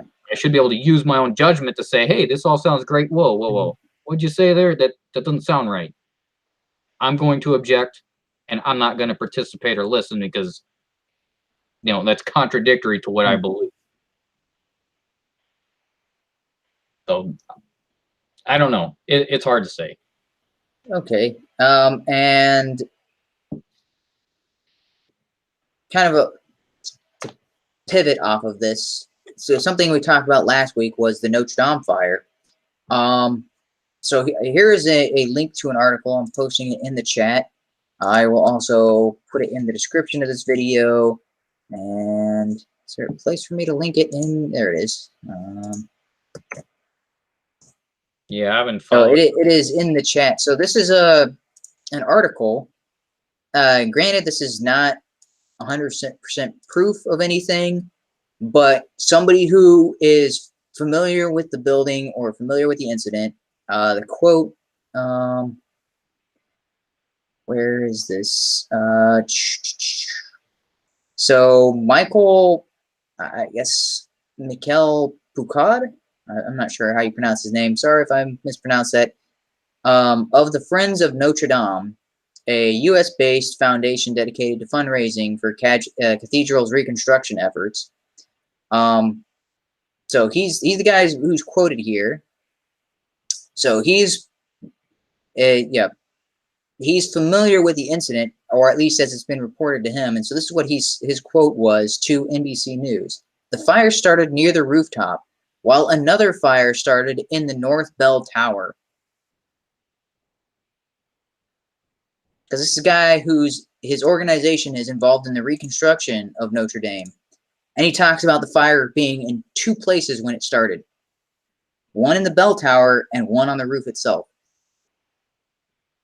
And so this is something Brittany Pettibone posted about on Twitter. How is this still an accident? The fire started in 2 different places while no one was supposed to be in the facility.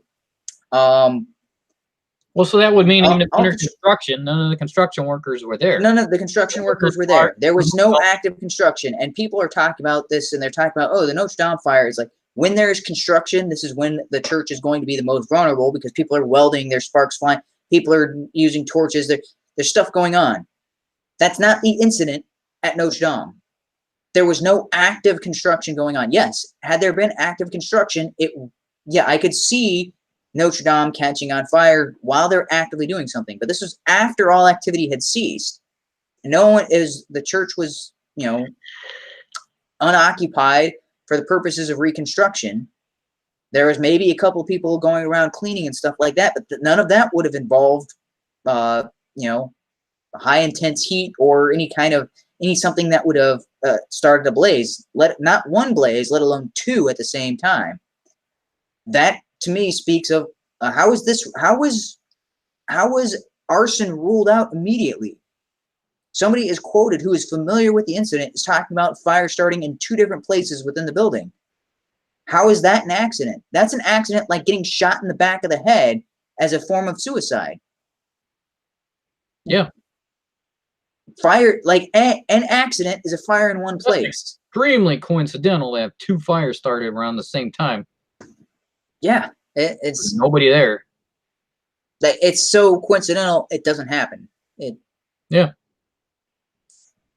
So, yeah, I'm looking at that and I'm like, I'm surprised that NBC News posted this and left it up. And I'm surprised at how few people are picking up on that. And well, if you read the rest of the article, so I just kind of did like a speed read, but they're hinting that, yeah, this was under construction, and if things were going to go bad, it would have happened during construction. Yeah. I think that's what they glanced off of it, and they did not catch that line about two separate fires or another fire started. Yeah. I don't know if this guy's just really smart and putting something out there without actually just saying, yeah, it's arson. Yeah, it might have been like I think subversive and like it's like, yeah, this is what happened, but he didn't outright state it being arson or say that this is proof of arson, because then it got them to print this. But unfortunately that message or that news is not going around. This is something that has been kept under the rug, and most people are like, yep, it's an accident, it's an accident, it's an accident, and they just keep repeating it's an accident. I'm like, but there's people involved in it who are saying fire started in two different places. That doesn't scream accidental. I think that a lot of this is going to get swept under the rug. Yeah. They're going to find out that this was some sort of intentional arsonist activity, and they just don't want to say who did it. Oh, that is the other thing that I wanted to. So going back to the Easter thing, even though they tagged it as Easter worshipers and stuff like that, that is one of the other incidents that makes the more recent attack against Christians more significant. Is this was a major holiday for Christians, whereas the attack in New Zealand wasn't around a significant holiday. It wasn't around a significant religious event. It was just regular. And people are comparing the two incidents as if, let's see, tit for tat. Like this was planned, orchestrated. Yeah, that's not. Yeah, we've got one, maybe two. I don't know how many people they've got in the New Zealand incident. I know they were questioning, I think 3 people, and one guy got let go. There may have been a second person. Yeah, but it's not a coordinated attack of a group. Yeah, it's kind of a lone wolf nut job. Yeah, in New Zealand, they know it was at least 8 actual suicide bombers, and they know not New Zealand, harder than that. Yeah, Sri Lanka, it was at least 8. The other thing is there was also on the same day an attempted attack in I think New York, or no? Where's the other attack? There was an attack that was thwarted. I gotta look that up because I can't remember. I want to say it was New York, but I'm not certain as I say that. But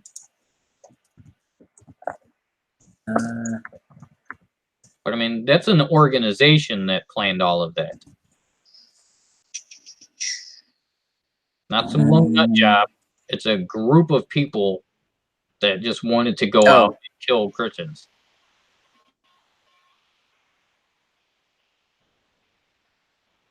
So there was an attack that was prevented in San Diego, but that was a handgun.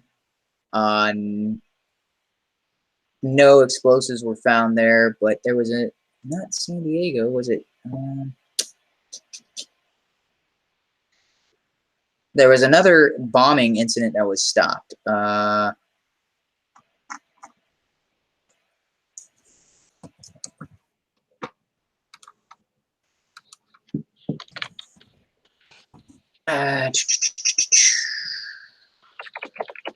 It was it was Chicago or New York. It was a major city in the U.S. I can't, but I'm not seeing. I'm pretty sure it was New York, but I'm doubting myself.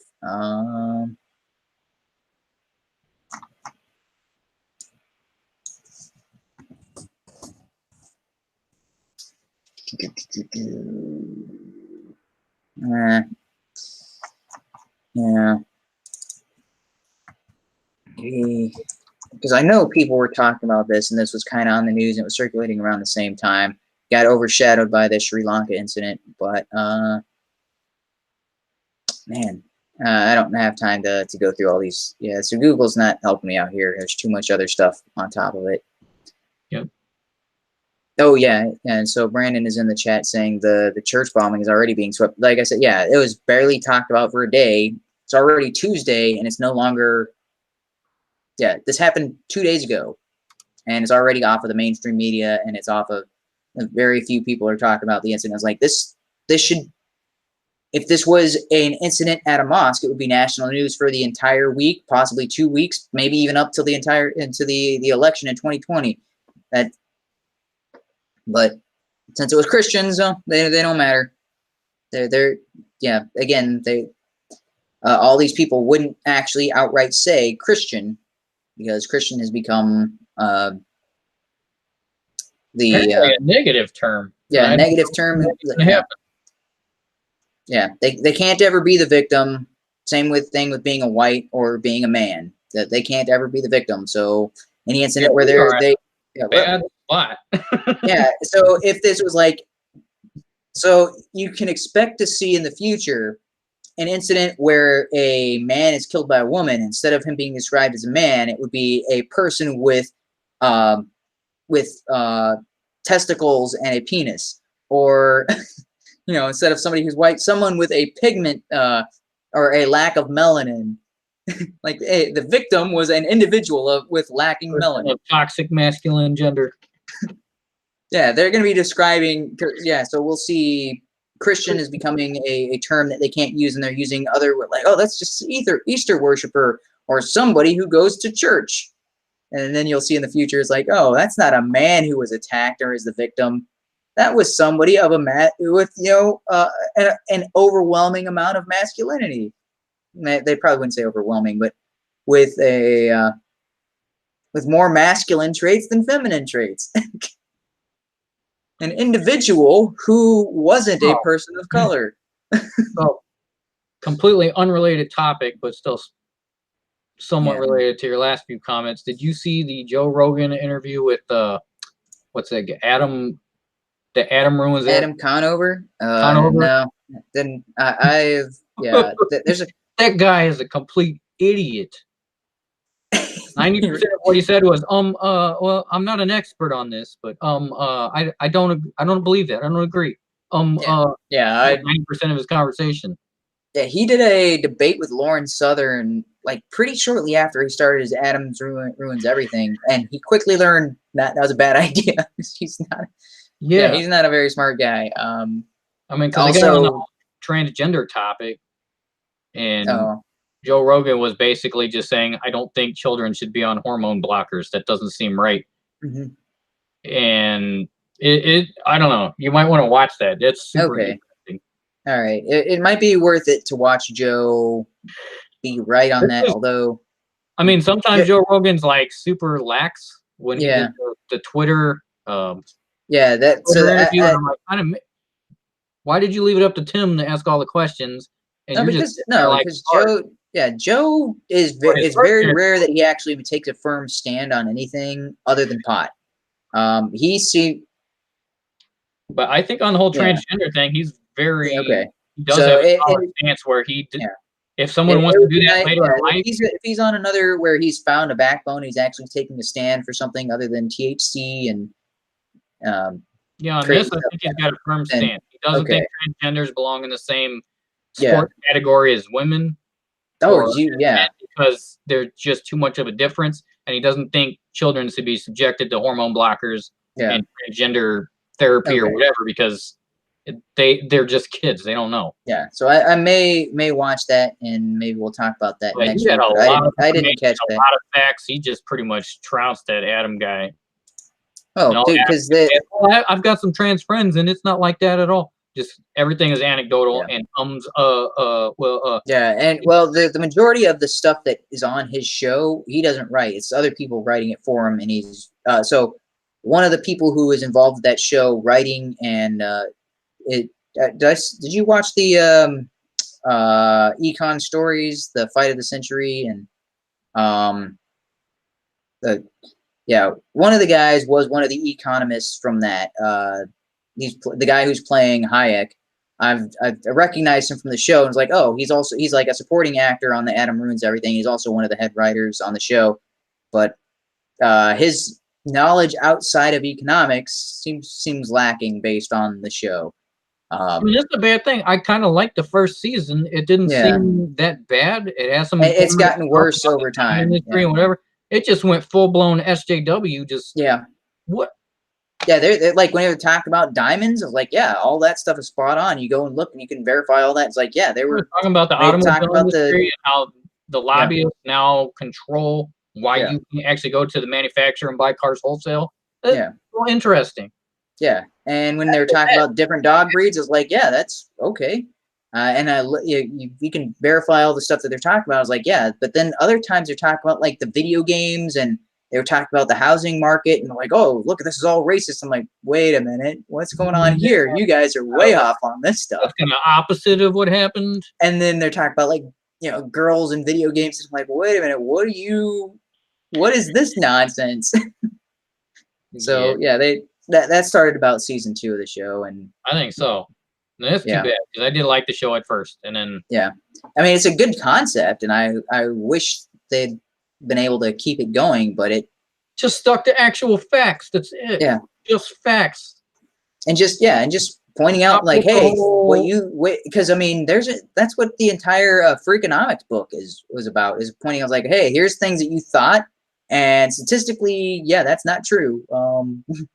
That Freakonomics was making people question what they held to be true. It's like, yeah, your seatbelt. If you're going under 30 miles an hour, your seatbelt is more likely to kill you than save your life.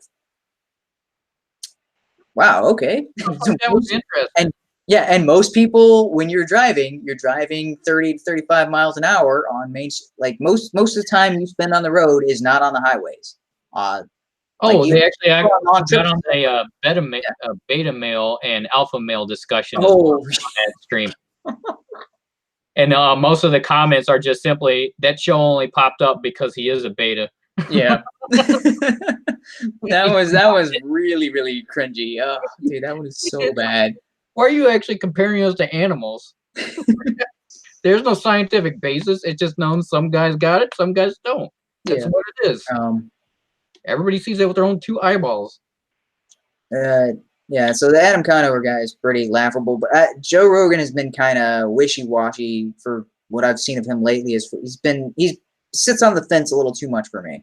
That's why I'm like I like that he has some guests on, but Yeah, I mean, every yeah, once in a while there is definitely a good yeah, podcast. I think him so with Tim Pool and the Twitter. yeah, oh yeah, I like that one, but that's because Tim That one was Pool awesome. was Yeah, yeah, yeah. This one just was on actually pretty fire. good. I mean, Yeah, the Adam Conover guy is going to annoy the crap out of you because literally 90% is well, I'm not an expert. yeah. Oh, What Joe Rogan's responses were very informed, and he was okay. just kind of googling stuff right there and trashed everything he had to say. Yeah. So I did enjoy that one. Okay. Okay, there's something else. So I think I covered everything that I wanted to talk about this week. So I can't remember if we talked about this last week or when this actually occurred, but the other thing I want to talk about was Michael Knowles had a bleach thrown at him. Was that last week or the week before? Those are kind of 2 weeks. was that 2 weeks ago? I think that Okay. was Thursday, not this past Thursday, but the previous one. Was that 2 Thursdays ago? Because I thought that was in between episodes, so I wasn't sure when I Yeah. was making my show notes. I was like, And they don't know if did it we was discuss bleach. that last week or not? Okay. Yeah, I think it turned out it wasn't bleach. It was just a mix But of no, it chemicals that were non-toxic. I think they non-toxic. it Okay, was, so it yeah. was confirmed because there was a while that it was being reported as bleach. Okay. The other thing. So last week I said something and I was talking about the show You. I don't know if you had any time to check up. So I wanted to clarify something because there was parts in it we were talking about self-incriminating. I'm like, wait a minute, whoa. I was thinking about this later. It's like, I need to I need to correct the record on this. Yeah. So for the particular show, um, the guy goes overboard, right? He's stalking this girl. He's going outside of her house. He's looking at her through the window and all that sort of thing. He's I'm trying not to give away things about the show, but definitely a psychopath.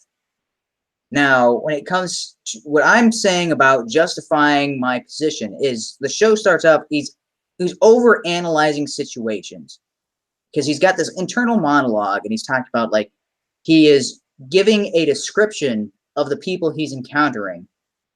And he's like, okay, it's kind of like Sherlock Holmes, where he's noticing little details and like, oh, okay, that means you know, but it's not Sherlock Holmes isn't like, well, I could tell that you were, you know, you just came back from Afghanistan. It's nothing along those lines. It's like, okay, you know, wearing these kinds of clothes, wearing these kinds of accessories based on you know, something she's doing. Okay, this is she's kind of giving a general. This is probably her personality. This is probably her interest. This is probably the person she is. I don't want to give spoilers away, but he's making overgeneralization based on small details about the person. And this is something I find myself doing when meeting new people. I'm like, okay, I noticed this and I noticed this. Well, that means they're probably like this kind of person. So this would be okay to say. And that would be, and they're probably this kind of group. And so, but what I find myself doing that, so the area I do relate with this character is the overconfidence based on those assumptions drawn from small clues. That's one of the core things that runs throughout the show, which I think was actually kind of a refreshing about that show compared to Dexter, is this guy is kind of crazy, but he's also overconfident in his ability to cover things up and to get away with it. Like Dexter was good. Dexter was methodical. Dexter was, yeah, as far as the show goes, he was really good. And he had incidents where things were out of his control, and that made the show interesting.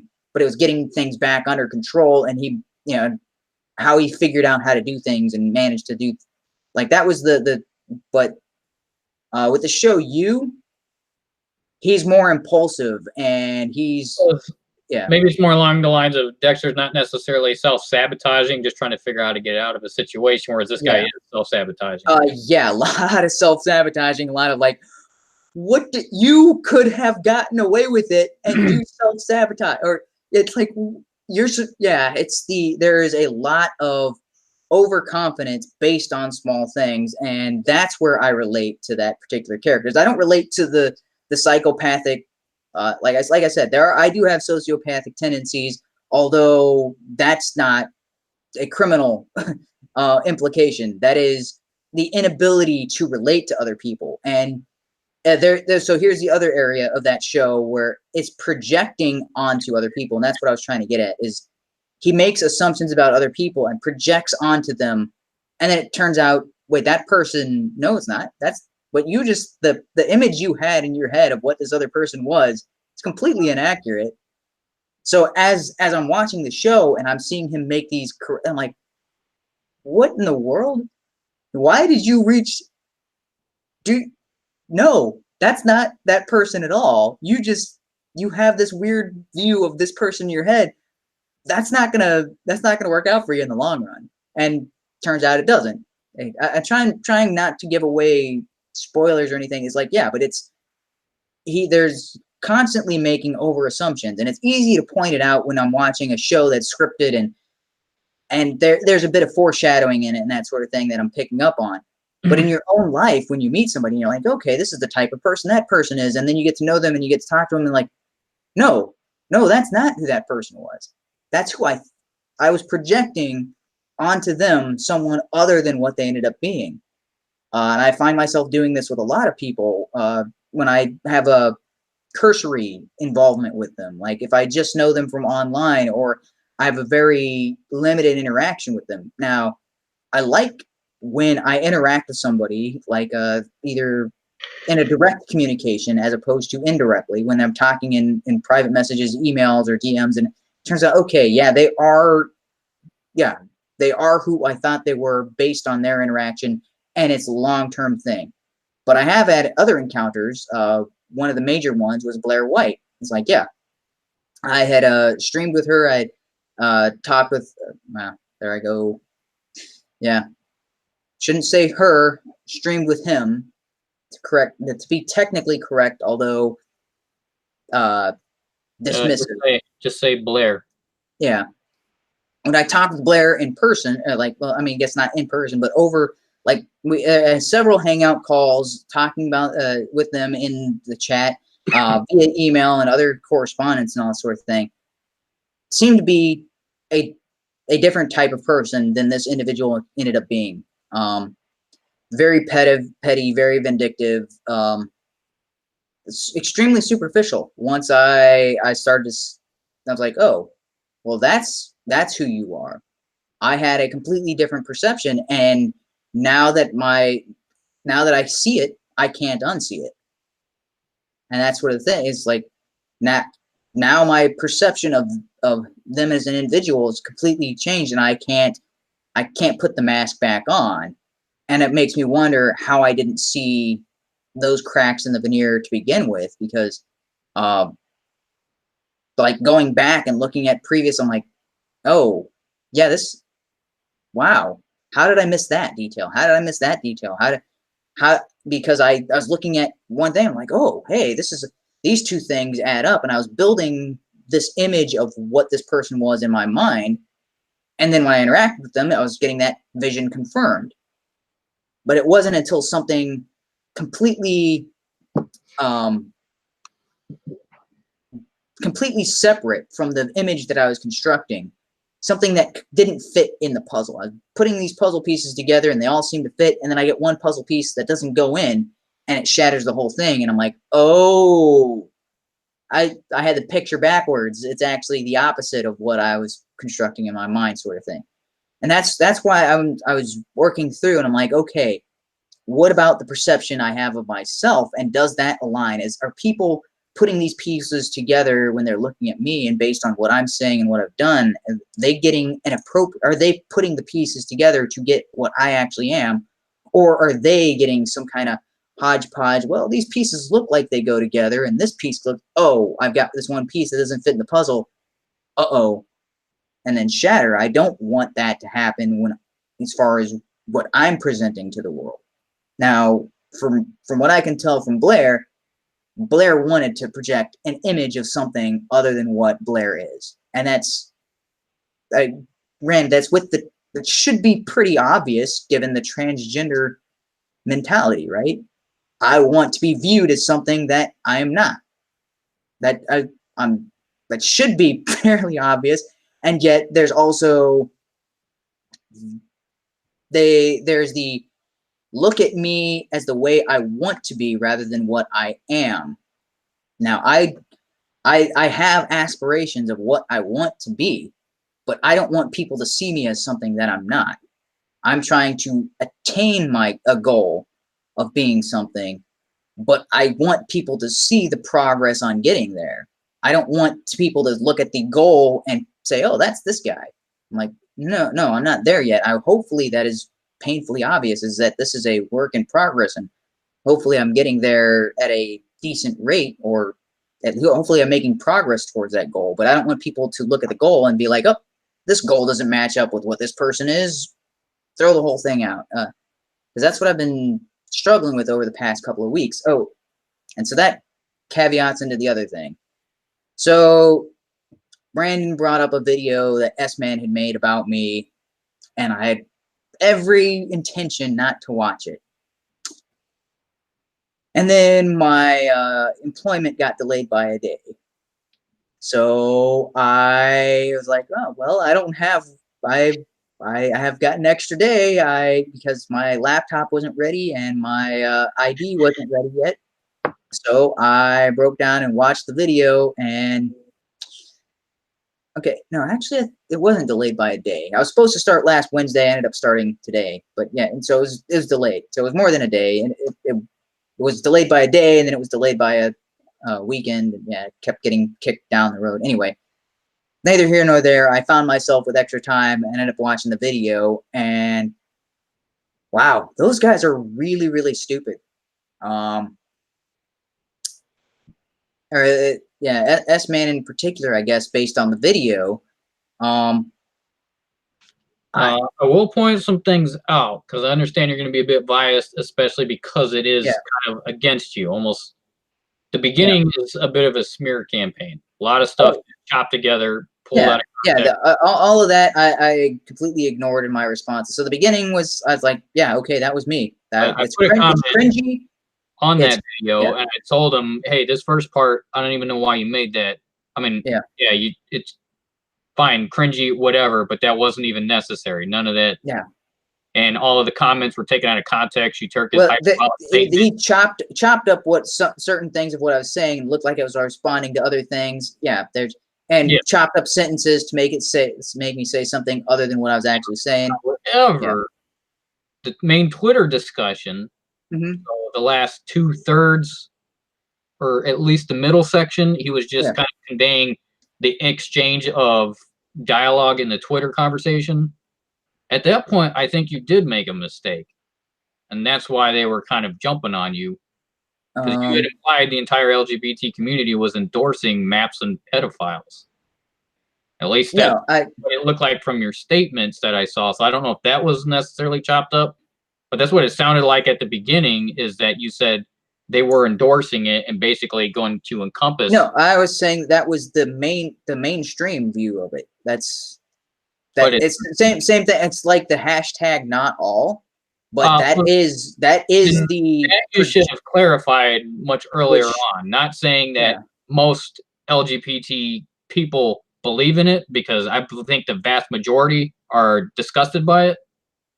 But I do think there is a fringe element that is being put into That some that media outlets. is yeah, They're but trying that is to encompass the momentum of that movement.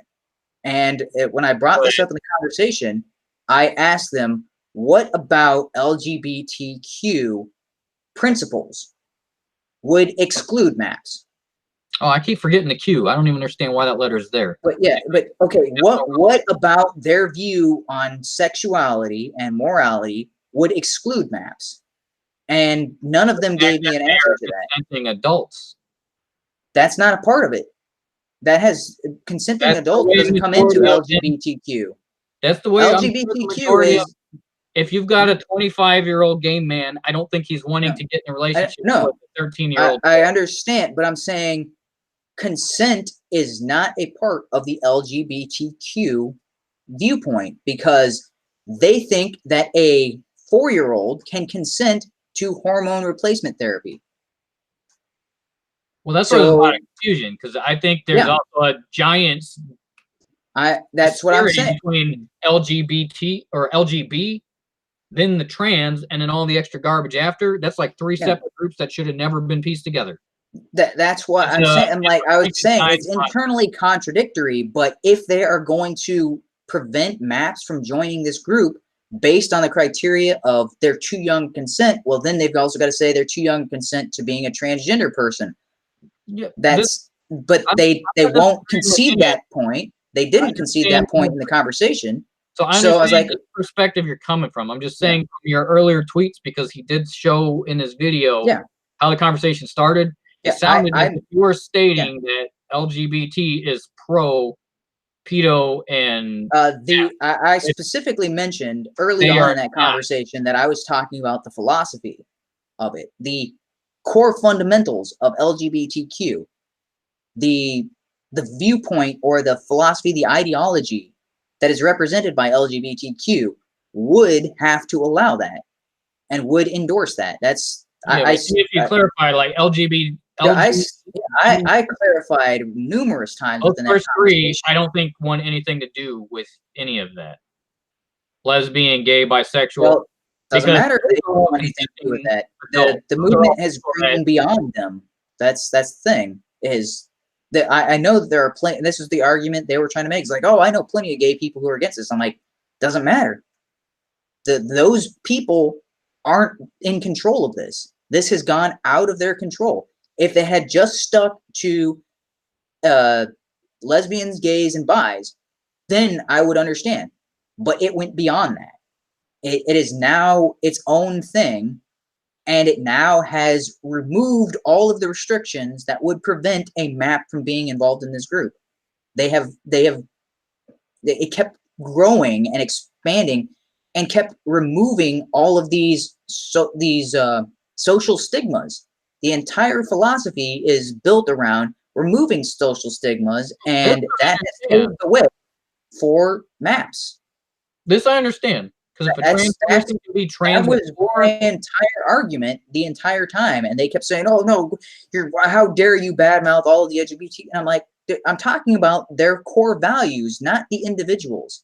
I kept saying it's not. I'm not talking about individuals. I'm talking about the group. I'm talking about the mentality. I'm talking about the ideology. And that's what I kept saying. I'm like, they well, I understand go all all their this. heads. Yeah, So, but that was the impression that came yeah. across at the beginning of the Twitter feed. Yeah, and you can't correct that. Once they have that impression, that's the impression they'll always have. That's Correct. I could not change their minds. And then in this particular video, he's like, "Oh, it looks like he's about to cry." And I'm like, "Well, that's you projecting you're assuming my emotional state." And it's like in most of these cases where I get into these discussions, at least for the I think what I've would help got how many more hours up here on my YouTube channel and on other people's channels. How many hours? At what point during any of them, during an argument, do I burst out crying and go crying to mommy? It doesn't happen. Instead, I get no, you burst angry. out in like extreme profanities. Yeah, I get angry, and I'm trying to explain. So I've tried to explain this to not only just you, but anybody else in this situation. When I get angry, is I say A, they say yes, A is true, and then I say B. Or, well, if A is true, then B must be true. And they're like, yeah, B must be true. And then I say, well, if B is true, then C must be true. And they're like, yeah, C must be true. I'm like, C must be true, then D must be true. And D is absolutely insane. And they're like, no, D can't be true because A is true. And I'm like, you, dude, this can't be true if it leads to this conclusion that is absurd. That is the entire purpose of reductio ad absurdum, is saying you take this starting premise. If starting premise is true, then secondary premise must, or the secondary, or sorry, primary Yes. premise is true, then primary conclusion is true. And if primary conclusion is true, the secondary conclusion is true. And if secondary conclusion is true, then the third conclusion must be true. That's how logic works. Yes, The but what only you way, are failing to understand is you are only way to taking. disprove D is to disprove that A leads to B leads to C, but they agree that A leads to B leads to C. And then they say that D can't be true because of A. And I'm like, no, we just went through this process. We just declared that this is the logical flow. Now, if C doesn't lead to D, that is where you debate. That is where you point out the flaw in my logic.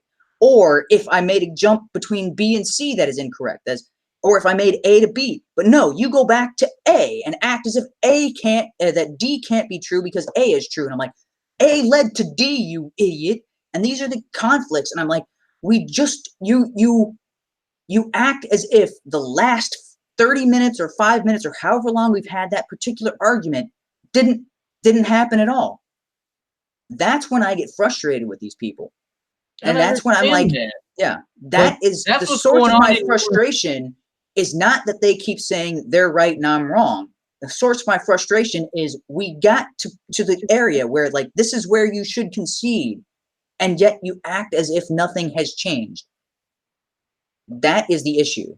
It's they're completely ignoring the rules of logic and debate But you're and acting missing as if a they couple. are following the rules of logic You're and missing debate. a couple of key concepts here. So in the last stream, we got kind of on a debate about ad cat. Yeah. right? I'm Yeah, not. but you can't. You did that in that conversation. That's why I get Well, I did frustrated. not. Yes, yes, you did. I told you the idea seems okay, but it's okay on paper the way I would No, approach. because you keep going back to your original conclusion, and no matter how much evidence leads you where you should But there's conclude something different, have you go ev- back to the start, and like that is arguing from your conclusion. what evidence did you? I'm not going to get in this whole debate, but I'm saying what evidence did you have that people would definitely follow an ad cap lifestyle? I don't have to provide that. But like the idea that people would definitely is It like, well, seems I've you don't ruled have out. that No, evidence. I've ruled out the other alternatives. I'm like, this leads to utter. This leads to contradiction and is I an invaluable system. understand that. No, if you eliminate all other possibilities, the only remaining possibility has to be the truth. That's And if not you the only said remaining possibility, though. You are assuming it is. I'm telling you no, that just because the way your I assumption wrote is a system that is inherently corrupt. And I'm like, well, that system is inherently corrupt and contradictory. That can't be the truth. I So didn't we've say AdCap was corrupt. I said it no, was. no, what? I Oh, never said dude. that. Okay, we're. I'm not saying ANCAP. No, I'm saying your system, a minarchist system, by its very existence, is corrupt, and it. I was not advocating a minarchist system. Yes, you were. I said it was inevitability with today's society. I do not see ANCAP as feasible right now. I know you keep saying that. Oh, fucking hey, man. Well, I'm not It. disagreeing. What I'm stating is I don't think it can be done right now. Yeah. Okay. So, and that's not arguing from your conclusion.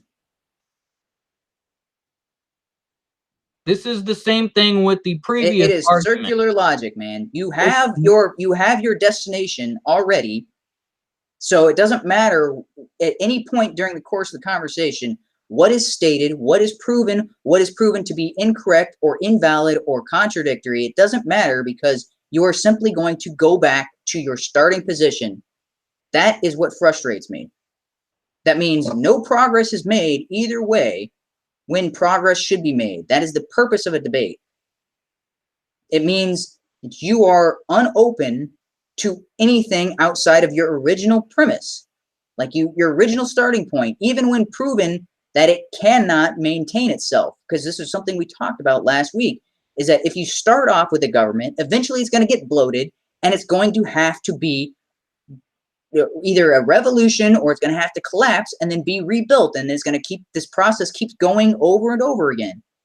And yet that's like, oh, that's the inevitable way it has to be. And I'm like, that is a problem. If somebody is a drug addict and they keep going, like, oh, well, first it starts off, they take one sip of alcohol. Let's make an alcoholic instead of drug. So first they take one sip of alcohol, and the next thing you know it, they're on a bender, and then they're in rehab. Oh, well, I guess that's just the cycle. He's like, oh, well, then they go into AA, and eventually they take a sip of alcohol, and they go right back on a bender, and then they ruin their lives. And I guess that's just the way it is. That is the same thing as what you're saying. Well, that must be if that was the case, then every alcoholic, I guess that's just their lot in life, is they just continually going through these cycles over and over again, and don't bother attempting to break them free from that cycle and prevent them from falling into the alcoholism.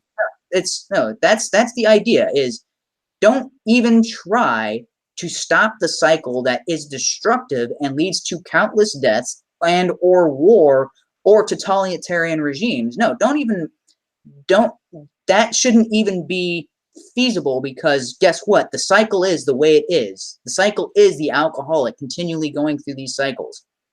And it's not possible for somebody to go through life who is an alcoholic to ever stop being an alcoholic. That is somebody who says the cycle is government is required because people can't control themselves. And eventually that government becomes so corrupt, and then it requires a revolution of some sort. And then the process starts over again. It's like, why don't we just, there's got to be a way to stop the person from being an alcoholic to begin with, or cutting them off from their supply of alcohol. Or that's the proposal of the ANCAP, is breaking this alcoholic from his destructive cycle. The alcoholic is societies. Okay, and are you willing to listen to a flaw? And the reason I have my D1. Your flaw just kept being, well, that's the way things are, or that's the way. Oh, you can't trust humans to not do this, and I'm like, well, you can't. Okay, then you can't trust an alcoholic to not do that. For an ANCAP society to flourish, everyone has to agree on the ANCAP mentality Yes. to begin with and must maintain that same mentality throughout. Yes. And that's impossible. Have you seen that anywhere? Okay, have you prior to the abolition of slavery, had you seen a system where slavery did not exist anywhere before that? Oh, that's a problem with your abolitionist viewpoint. No. Prior to the establishment of a republic, had you ever seen a successful government that wasn't a monopoly or monarchy or a dictatorship or a religious theocracy? Look at the United States. You hadn't seen it, so I guess it must not. Relations, right? Yeah, but we had this conversation last week, and I brought up the same point when you brought up that same thing. About just because something hasn't happened doesn't mean that is proof that it can't happen. Oh, so what about human flight, right? Prior to the Wright brothers, that had never happened before. Heavier than air machinery can't fly. So why are the Wright brothers attempting to fly a heavier than air craft? It had never been done before. There's a first time. Then I'm a skeptic. I would like to see some progress in that area before I can make up my mind. Yeah, that's feasible. Sorry, I'm just a skeptic because I don't trust humankind to all bind together and say, "Yep, ANCAP's the way to go." I don't even see a small group of people being able to get a piece of land and say, "ANCAP is the way to go. This is our land." So, how is that possible? Yeah, start. Then maybe I'll support it.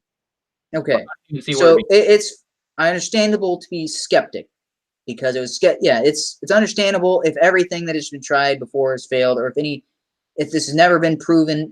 That isn't a understandable position that I can accept, but the outright dismissal of the thing as if it's impossible, that is something that it was extremely frustrating in the conversation last week.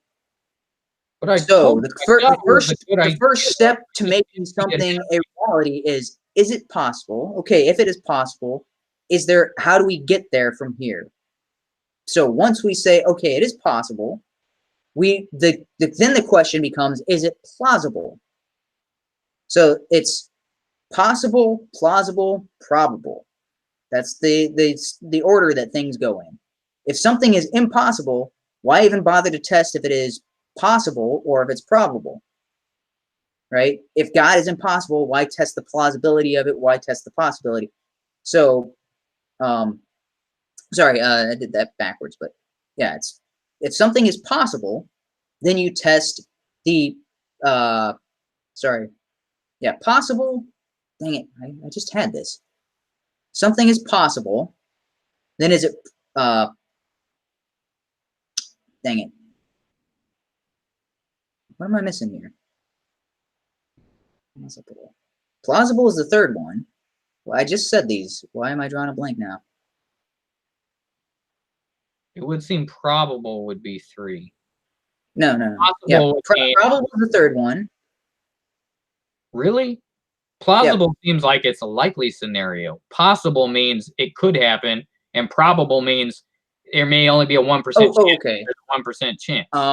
Yeah, okay, right. That's okay. Yeah. So possible, like impossible, don't even bother, versus possible. So something is possible. And then is it probable? Yeah, I don't know. Maybe I got those switched. Probable would mean it's more likely to happen. Oh, okay. So yeah, sorry. So something is possible. Well, then we have to choose if it's plausible. Plausible as in likely to occur, whether or it has potential. There's a number percentage. Because something could be possible but not plausible. But then something probable as in more likely than not. All right, that was the order. Man, I don't know why I just blanked out there for a while. Yeah. So possible, something that is possible could be only 0.0001% possible, but still possible. something that is plausible is something that is worth pursuing. It may not be probable, but like, okay, we put all of our time and effort, it didn't work, okay, but it was plausible. It could have happened if we gotten it right, or if we tried hard enough, it could have happened. Something that is probable is likely to occur. Is it likely to occur? So when it comes to ANCAP, possible is where if it's impossible, then there's no work should ever be put towards trying to achieve that. If it's plausible, then it's like, okay, we can put somebody, it would be reasonable for somebody to put their entire life's work into seeing if that could be a reality. But if it's probable, well, then it's more likely than not, and we'd probably already see it. So I think ANCAP falls into the realm of plausible. And I think, or at least my current viewpoint, is if we get one instance of this occurring and being successful and lasting for, but it would have to last for around for upwards of 150 years to be considered a success. Smaller pocket examples never exceeded 30 years, from the best of my knowledge. The longest lasting one was less than 30 years. And it wasn't an anarcho capital society. It was a precursor or a prototype that people point to, but didn't last 30 years because a group came along and imposed an authoritarian regime over them. So they got wiped out by a stronger force. That's why I'm kind of stuck at the plausible part. Yeah. So that's why I like the idea. You would need a large enough country, basically a country, to all have this ANCAP ideology, to have a force big enough to where an invading military force is going to have trouble conquering or doing as long as it's within the realm of plausible. But that's where it doesn't have to be probable. As long as it is possible and plausible, then it's something worth pursuing and investing possibly someone's very very life upon. But I'm stuck at the plausible part. I don't know if it's plausible. That's where I was kind of saying that it seems inevitable. They're either going to be taken over, or they're going to fall apart, or so that's where I would say, okay, if those are the considerations, then how do we prevent those things from happening? Those are things that would need to be addressed. Would all have to at the same time say we are going ANCAP. No, a country that large that wouldn't be a requirement. Why not? All right. Where would you get enough land and a large enough force to where they're not going to be consumed by the next neighboring entity?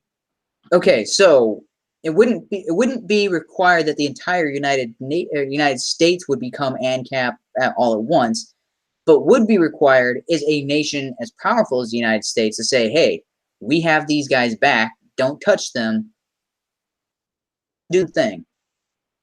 Let them do their thing. If they fail, they fail. But you don't get to invade them. You don't get to take them over. They don't owe us anything. We have their back. That not probable, possible. Whether that's plausible or not, again, that's what needs to be determined. Because the United States has said that about Israel. Has said, hey, we got their back. They don't owe us anything. We actually give them a bunch of stuff. Israel seems to be doing just fine on their own. They're not an ANCAP country, but country, they're fairly small, and a whole bunch of other people want them wiped off the face of the earth, but they're still around. So if the U.S. was willing to provide that kind of protection to an ANCAP society that was just kind of there, so I would say it would be awesome if we could have an experimental country like, hey, just Puerto Rico. Puerto Rico. Israel like that is because of being a predominantly Christian country, or at least used to be. I get Israel's a special case, but I don't see any country backing a small, we'll just call it a small nation, and protecting them and saying this is our experiment. Well, I would say, so the other possibility that I see would be Puerto Rico becoming, this is a U.S. territory. It's protected under U.S., but it's not a part of U.S. It's kind of tax exempt, but not really. It doesn't get a vote. It's kind of in that gray area, or that it's not it's not so something like that where you're like, okay, here's an area where experimentation could occur. It's not technically under the full U.S. jurisdiction, so it could break off completely, but still be under the U.S.'s protection. That could be a place where an ANCAP country could be established, provided there was enough people there to warrant it. Alternatively, there are vast areas of the U.S. that no one is using. You're talking about like large areas of Wyoming that are either government land or land up for auction.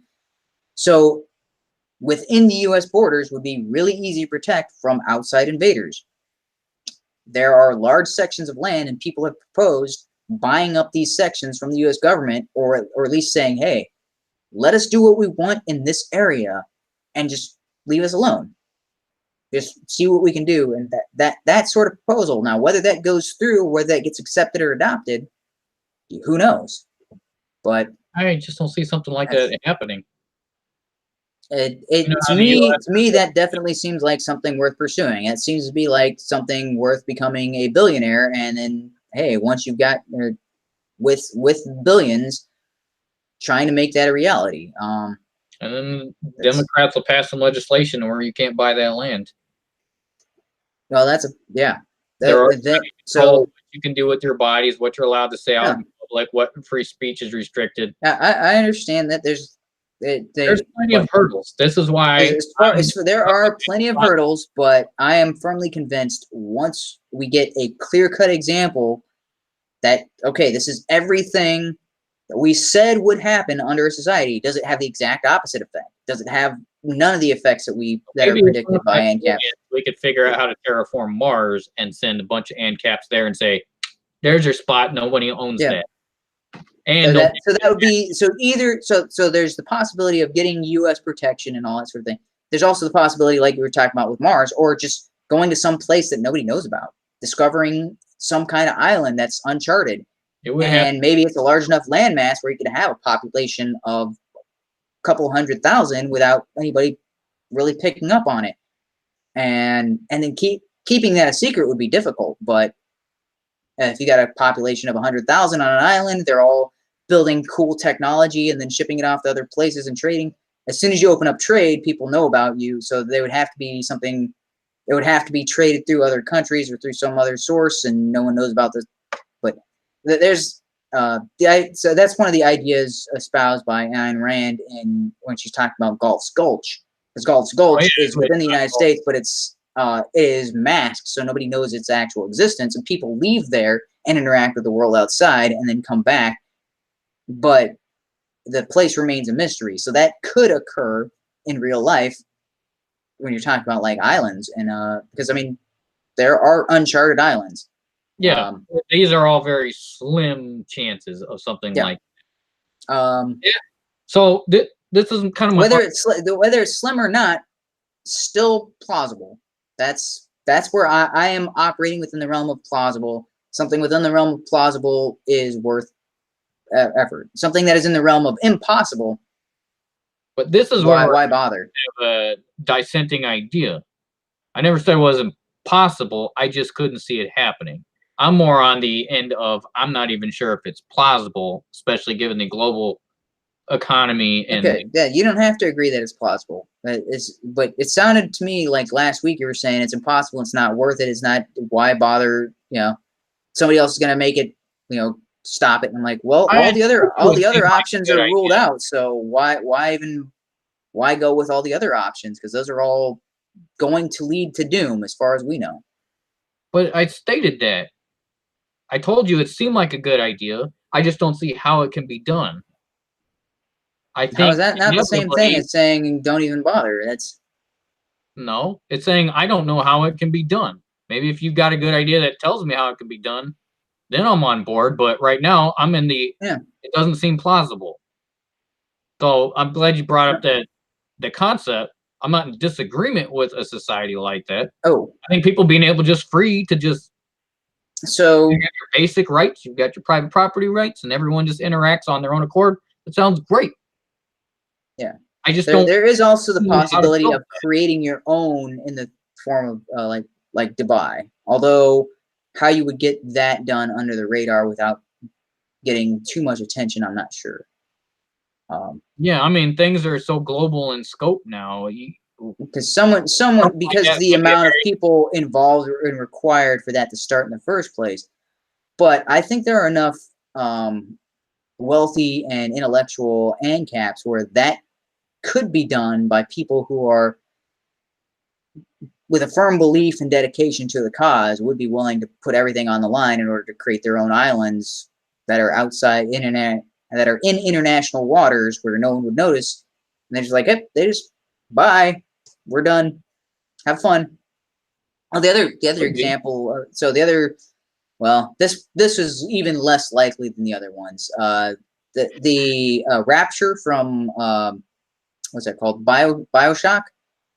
The entire city of Rapture is built off of Ayn Rand philosophy of objection. That the developers and creators of that they were talking about the idea of Rapture is based off of Galt's Gulch. So they go crazy with the discovery of Adam and all that sort of stuff, and it turns into a dystopia. But that makes it a compelling video game. But the idea of having this huge underwater city that goes unnoticed, that's possible, but not plausible. So it's the amount of time and energy. Also, could people live in such an environment? You can grow crops and stuff, but that would probably be extremely detrimental to the human psyche to live underwater and confined like that for decades. And yeah. But going back to the original subject, so I wasn't 100% opposed, but we became an opposition because I just kept telling you I don't see how it's possible. Yeah, and I just kept saying, I was like, well, that's your starting position, so you haven't changed at all. So even though you agree with all these steps along the way, you were just going back to your original. Yeah. If I don't see how it's possible, it doesn't make it impossible. It means I don't comprehend how this would take place. Okay. In my scope of life, I see things this way, and I can't put things together. Yeah, and this, and this, and this. Yeah, it would all work out. So I'm not opposed to ANCAP. I just don't consider myself ANCAP because I can't see where to even start or how to progress. Yeah, and so I've got this. Come to a conclusion where they're in opposition. Then you throw up your hands and say, "Well, you make no sense, and you're an effing idiot." So I'm trying to point out that your tweet, I know exactly where you're coming from. I'm in the same boat. I think the LGBT is the Frankenstein's monster. Those groups, none of that should be together. Trans is its own group. The whole plus, non-binary, gender dysphoria, blah, blah, blah, that's something completely separate. That doesn't even agree with trans. And LGBT, that's just sexual relations. That's just whatever people want to do in their own business. I don't understand how any of that relates. It doesn't. And that's what I made that series of videos, which, so that's the other part of S-Man's. This entire group is endorsing something that most of society is disgusted by. I can see why they would be offended or be in opposition to that.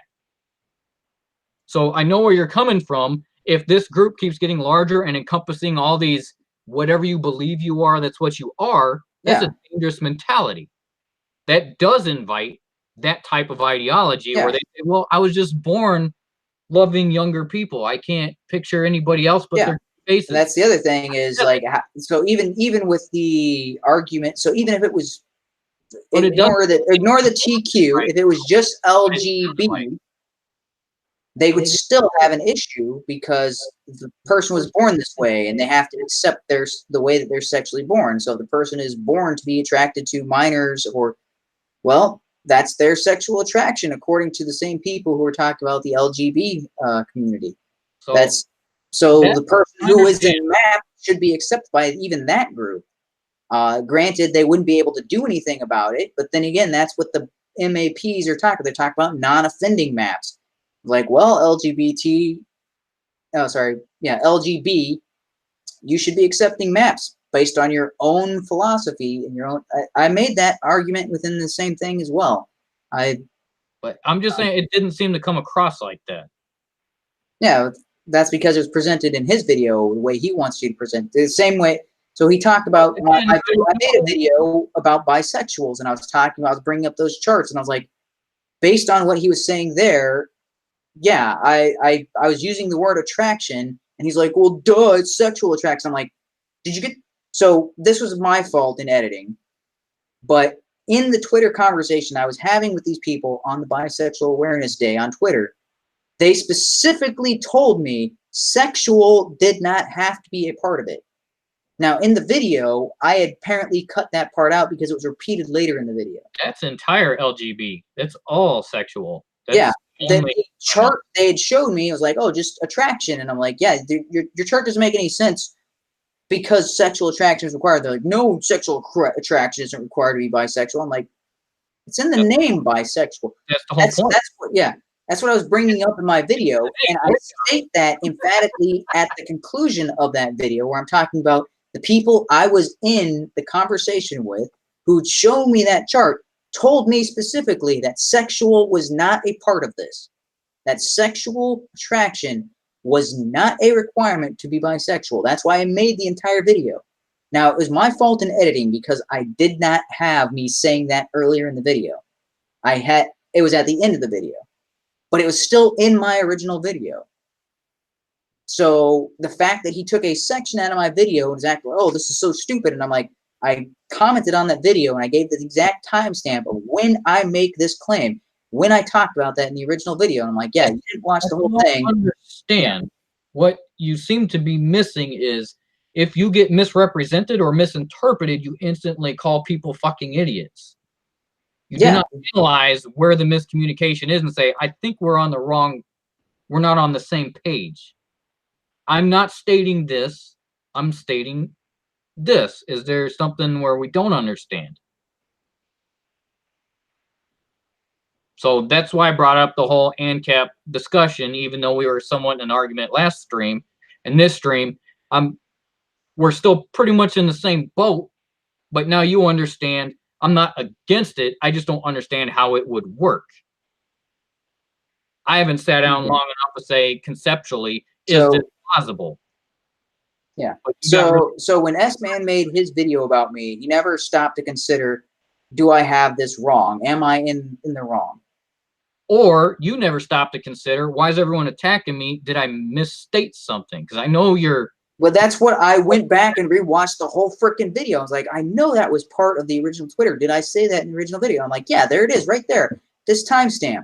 This was a part of the original. And you get groups of people that are disagreeing, take a moment, pause and say, have I misstated something? I'm trying to offend you guys, but this is my view. Where are we having a disagreement? Okay. Oh, man, this is frustrating. You act like I never do that when I'm talking about I specifically did just that. Yeah, but when you're calling people fucking idiots in between your comments, they kind of... when people start to disagree and you feel like you've gone from point A to B to C and they're not following the logic, you get really flustered. Mm-hmm. Where they're just imbeciles. They're the bottom scum of the earth. Well, that's because they are. How to breathe. Yeah, I am surprised that they remember how to breathe. I'm surprised they don't go around crapping on themselves. That's not how you discuss or have. It doesn't matter how I discuss because these people are not worth my time, and they've consistently shown they're not worth my time. So hopefully that is my last interaction with them, is correcting them on the stupid stuff they were saying in that video about me. And I'm like, no, you guys didn't bother to check anything I said. You're making claims about me as if I am getting emotional to the point where I'm going to break down in tears during an argument when I am angry because somebody is denying the truth, not because they disagree with me, but because they are ignoring and throwing out the rules of a rational and logical debate. That's what I'm getting frustrated at. That's what I'm getting emotional about, is because you've entered into a discussion with me and lied to me as if this was a rational discussion. You entered as if this was a fair fight, and then during the fight, you did something that was cheating. And then you wonder why I get angry. Now, maybe I'm incorrect in assuming these people are lying and cheating during the debates. Maybe that is my character flaw, and I keep seeing it's like, wait a minute, you just did something that was an outright lie against the rules, and you refuse to acknowledge it. You act as if you've been playing legitimately this whole time, and as if what you have done is not a violation of logic or reason. That's when I get frustrated in these, and it's like that's what I see every time. Is like there's the break. I call them out on the break. They refuse to acknowledge the break, and they act as if I'm the one who's making as if I'm the one who's at fault. That's where I get angry. Yeah, that's when I'm like, yeah. It's gonna help you the most. Keep your calm. I'm not saying you're wrong in your discussions. I'm not saying you were wrong in your initial assertion of that whole Twitter thread. I'm on the same boat as you. I don't think LGBT is endorsing pedos and maps. I do, however, think it's a slippery slope, and it can lead to people saying that needs to be accepted according to your ideology. That would contradict MAP. That's the thing, is based on the core principles of what establishes LGBTQ. That's what I just said. Yeah. It's not a slippery slope, though. That's what it starts with. But they don't endorse it right now. At least that's a contradiction. That's like saying, well, I really like the taste. So what they're saying is, I really like the taste of antifreeze. I just don't want the death that's involved. Like, you can't separate the two. Antifreeze has apparently a sweet taste, which is why animals go for it. But you can't take away the death that is involved with drinking antifreeze. You can't separate the two. You can't be like, well, I really like this ideology, but I can't accept that maps would be involved. I'm like, well, you can't separate the two because of your core fundamentals on what you believe about being born this way and being unable to change it. That being said, that's what they believe. I will still state the vast majority of LGBTQ plus are not on board with pedophiles. Doesn't matter if they're not on board. It's like saying I'm on board with drinking antifreeze. I'm just not on board with dying from it. I'm on board with falling at 150 feet free fall, but I'm not on board with hitting the ground. You're like, no, you can't separate the two. That trying to separate the two and acting like you can have all the stuff before the end without having the end is what all of these leftist ideologies encompass. Well, I really like the part where we get all the free stuff, but I hate the part where we have an economic collapse. And I'm like, you can't do that. You can't get all the free stuff without the economic collapse at the end. That's just inevitable. That's mathematics. That's the assumption that all of LGB, just the sexual part of it, is born that way. We don't even know how many of them believe that. How many of them just chose it as part of their lifestyle because something attracted them about it. But they still have standards that say kids are off limits.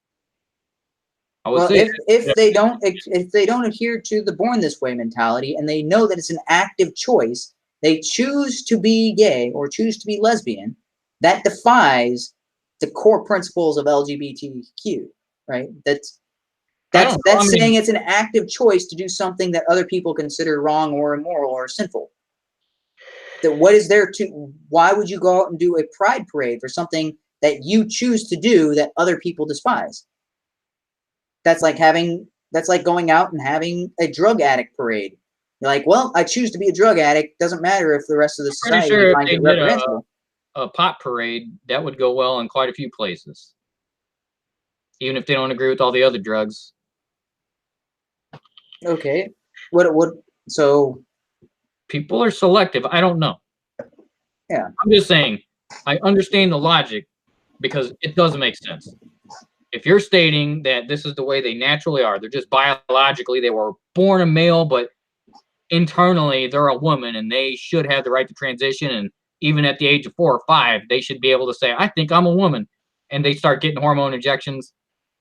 I don't really see that much different than someone saying, even at the age of 5, I knew I only liked small children at the age of 5 and it never went away. I was just born that way. I get that mentality. That's a dangerous mentality. Yeah. But I do not agree that everybody in that community thinks that way. I never said everyone in that community thinks that way. But that was the impression that the rest of whoever's in the Twitter feed if the rest of the impression got that, the rest of the people got that impression, that's because they are morons, like I've called them consistently. Then why did I get that impression? Because you were presented his point of view to start with. Yeah, I guess so. Yeah, that's true. I mean, I wasn't in the actual Twitter stream. Yeah, I was like, other people in that stream who are on my side of the issue, looking at it like, yeah, that makes logical sense. That like Aircraft Sparky and what's the other guy? All three. Well, Aircraft Sparky was the first one to get booted from the group. I left of my own accord. Somebody else was like, you know what? I think he's got a point here. Also got booted. And then they go on and say, oh, this guy needs to be investigated for his beliefs. I'm like, what? What, to say that pedophiles and maps are bad? Yeah. Yeah. Sure so one of the guys in their group was saying that I need to be investigated as if I'm a potential one of he didn't say call him a map. He didn't say the actual word, but he's like, yeah, this guy is so against it. He's probably one of those creatures who is just so against homophobia, and then you find him banging some dude in the back. Yeah, this guy needs to have the FBI investigate his computer. And I'm like, okay, that's across the line. And then all of these people start agreeing with him, like, yeah, this guy needs to be investigated. Yeah, that was the idiotic straw that broke the camel's back. And I'm like, yeah, no more. I'm done with all these people. I can see that point, because that would piss me off. Yeah. That's like being a rape victim who's completely against rape. Yeah. Probably a rapist. Yeah. I was like, yeah, that's someone's completely against it. What if they just are completely against it? Yeah. I mean, how many people are completely against Trump? They must secretly be Trump supporters. Yeah. And the fact that I had been streaming with these people for years, they should know my belief systems, my viewpoints when I talk about things. Right there, that was all of them agreeing that I've been lying the whole time, or that I'm a dishonest person, that I don't actually believe in anything I say. These are the people who should have realized, oh, yeah, maybe I'm misunderstanding. They should have taken that approach. Maybe there was a potential for conflict that could have been resolved, but instead they're like, oh, nope, this guy's definitely full of it, and he's, yeah. I was like, yeah, that, granted, they may not have seen it that way. Doesn't matter. I understand that, like, this is something DarkCon didn't see it that way, because DarkCon is pretty slow. Slow on the uptake, slow in the conversations. When I was listening to My Two Cents, I could not stand it when you kept saying, oh, would I like somebody's, I'm like, dude, he's like molasses in those streams. I don't know. I haven't watched this stuff. I've only been watching his. This is something I've stated beforehand. So this is not news, and that's not like my view of him has been tarnished by this incident. This is something I mentioned previously before our conflict. I was like, seems a little slow to me, but I know I've said that on stream before. Like, yeah, it's like molasses.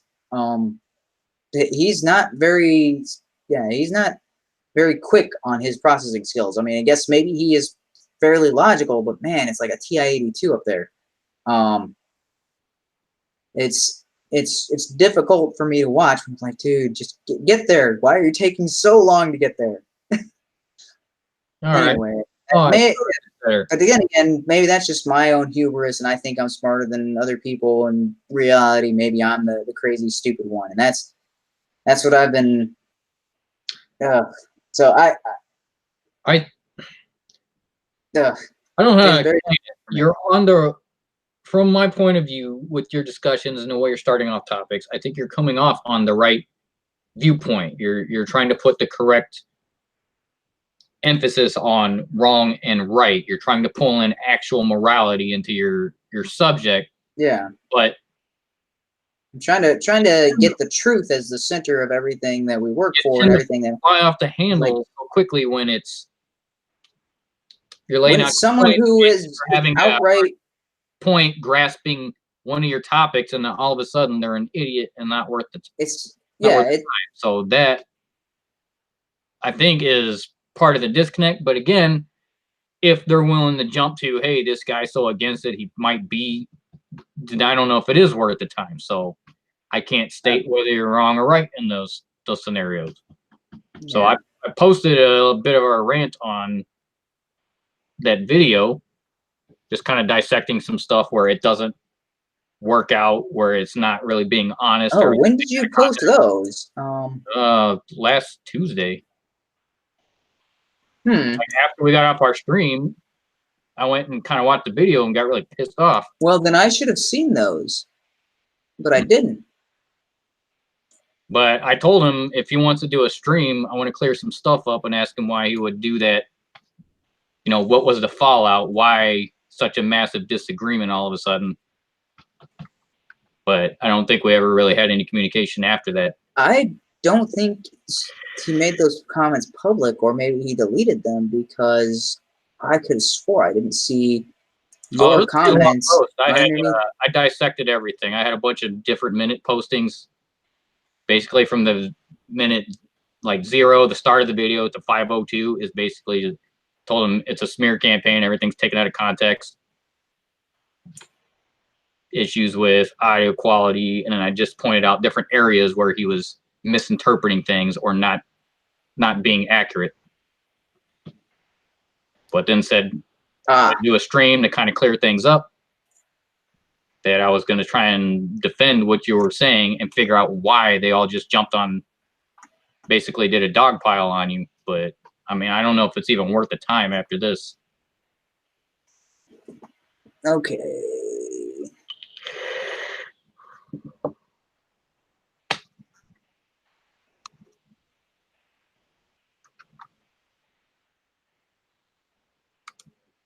Yeah. And I did also leave a comment. Understand that you posted your own videos, so whatever's out on the internet's out there. Yeah, it's out there. I know it's cringy. I know I'm like, I can't. Yeah. Kind of says nothing I can do about that. You post your own videos. I thought yeah, and that means it's somebody has the right to take my video and criticize me or make whatever.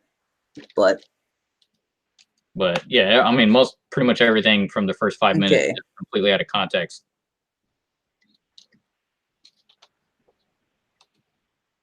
Okay. And then I think there was one term he brought up that I don't even know what the hell it meant. Gender binary and sexual trinary? Trinary? Yeah. I don't even know what the hell that is. What the hell is a sexual trinary? Sexual trinary? Never heard of that.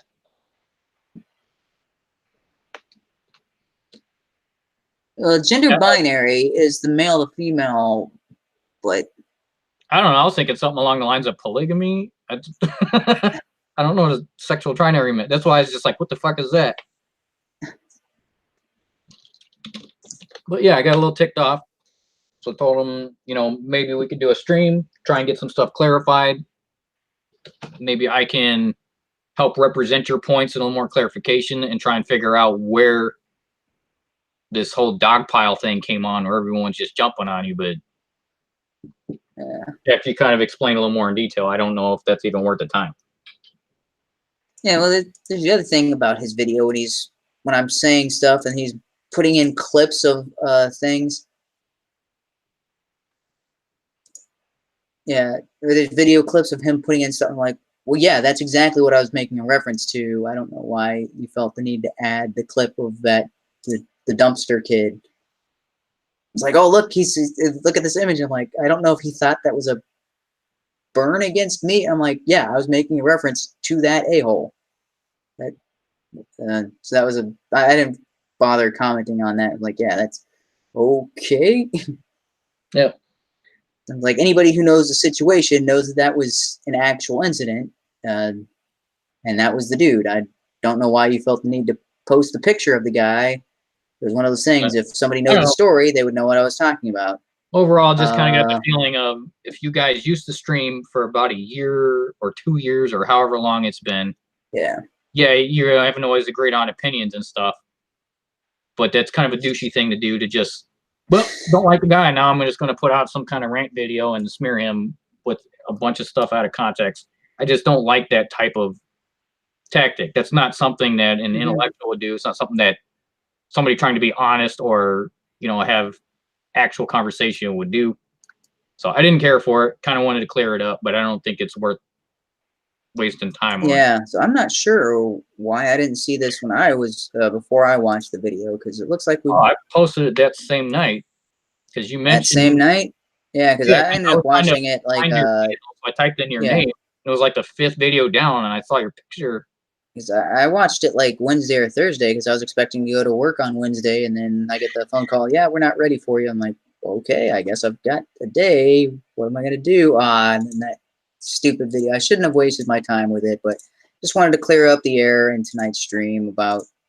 And yeah, we are pushing the 11 11 o'clock mark where I Yeah. am. So, but I'm just gonna say I'm hopefully not gonna cleared say up some of the about air. those guys. They're free to believe what they want, but All right. I'll be on your side. Just not gonna waste time trying to even bother clarifying or having any further Yeah. conversation.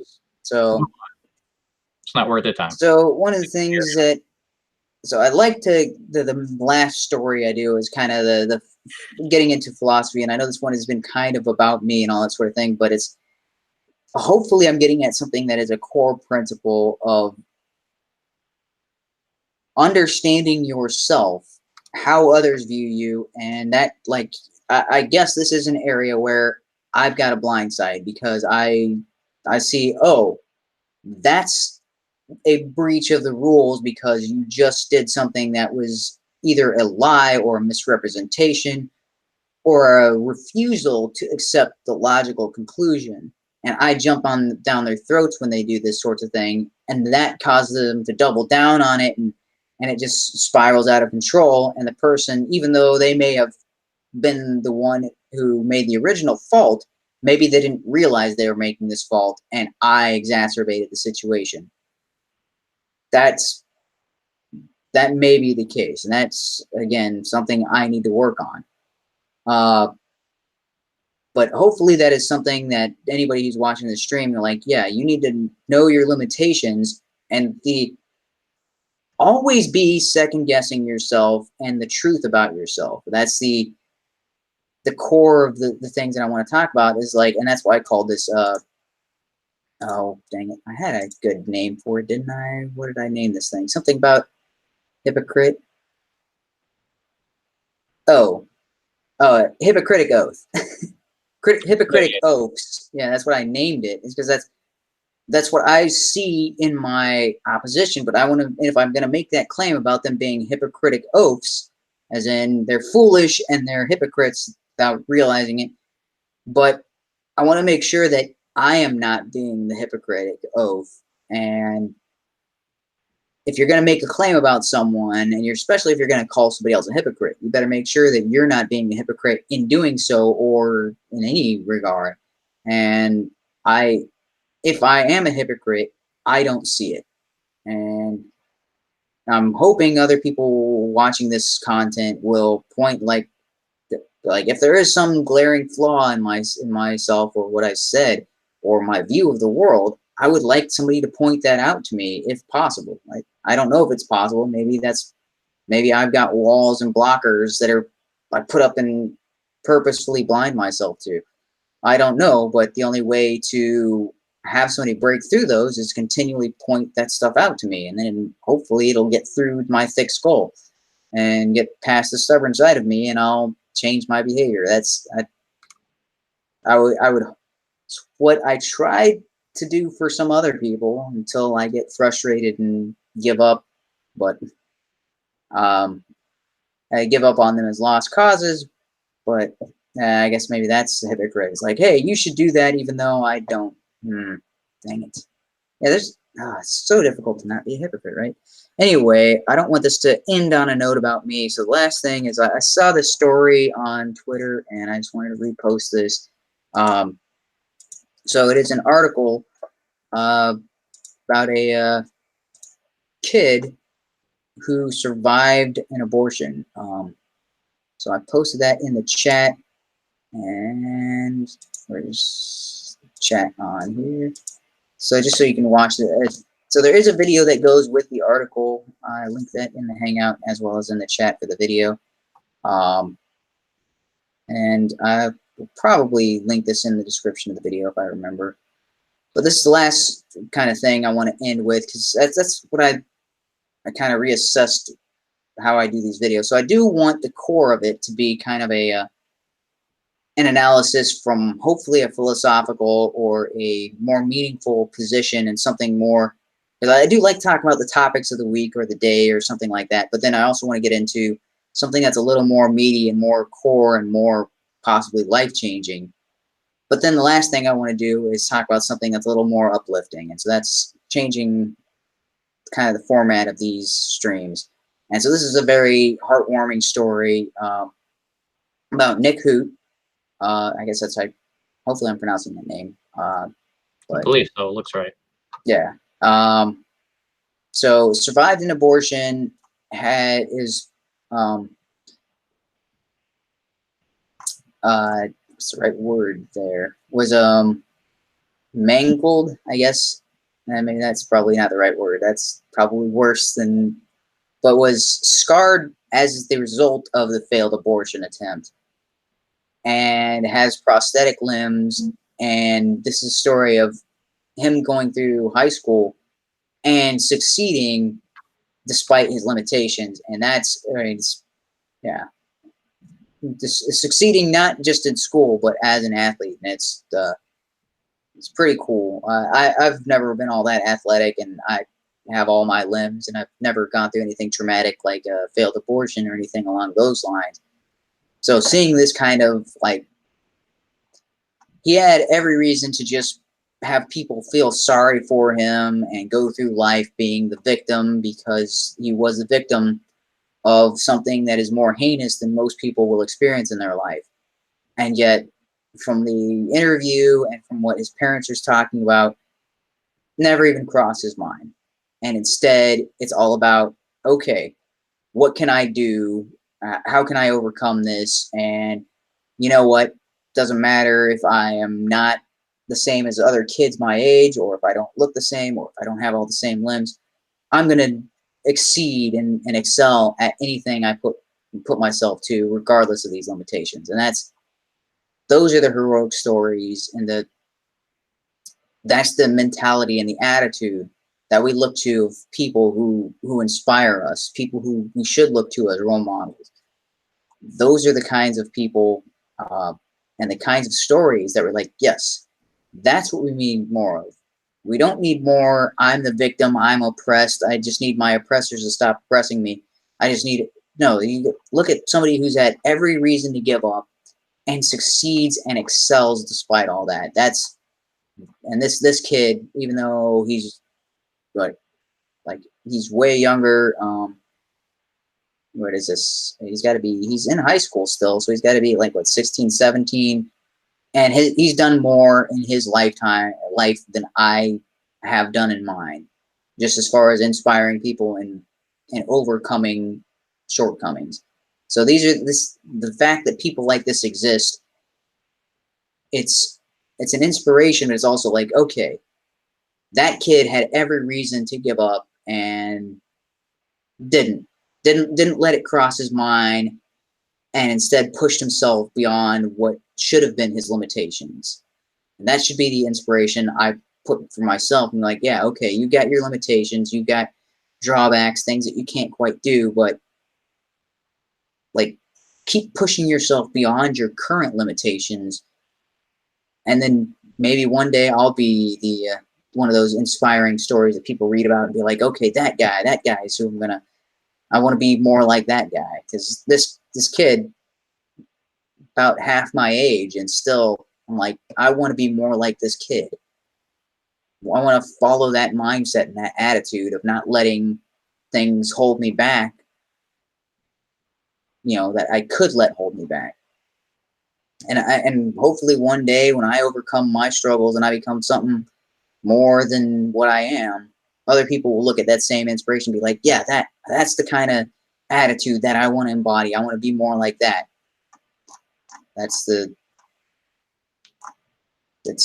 So yeah, Grant, man, that sounded, the more I started talking, I was like, man, that is narcissistic on my end. Like, I want to be the kid who people look up and like, Yeah, it's not narcissistic, but I think if everybody has that idea that they want to be the positive influence, that's a good thing for anybody to strive for. Yeah. All right. So, and on that note, it is 11:13 where I am, and it's been a long day, and I've got work in the morning. So, thanks to everyone who did join me. I'm surprised seeing some of these people in the comments, although I don't think anybody stayed for the full stream.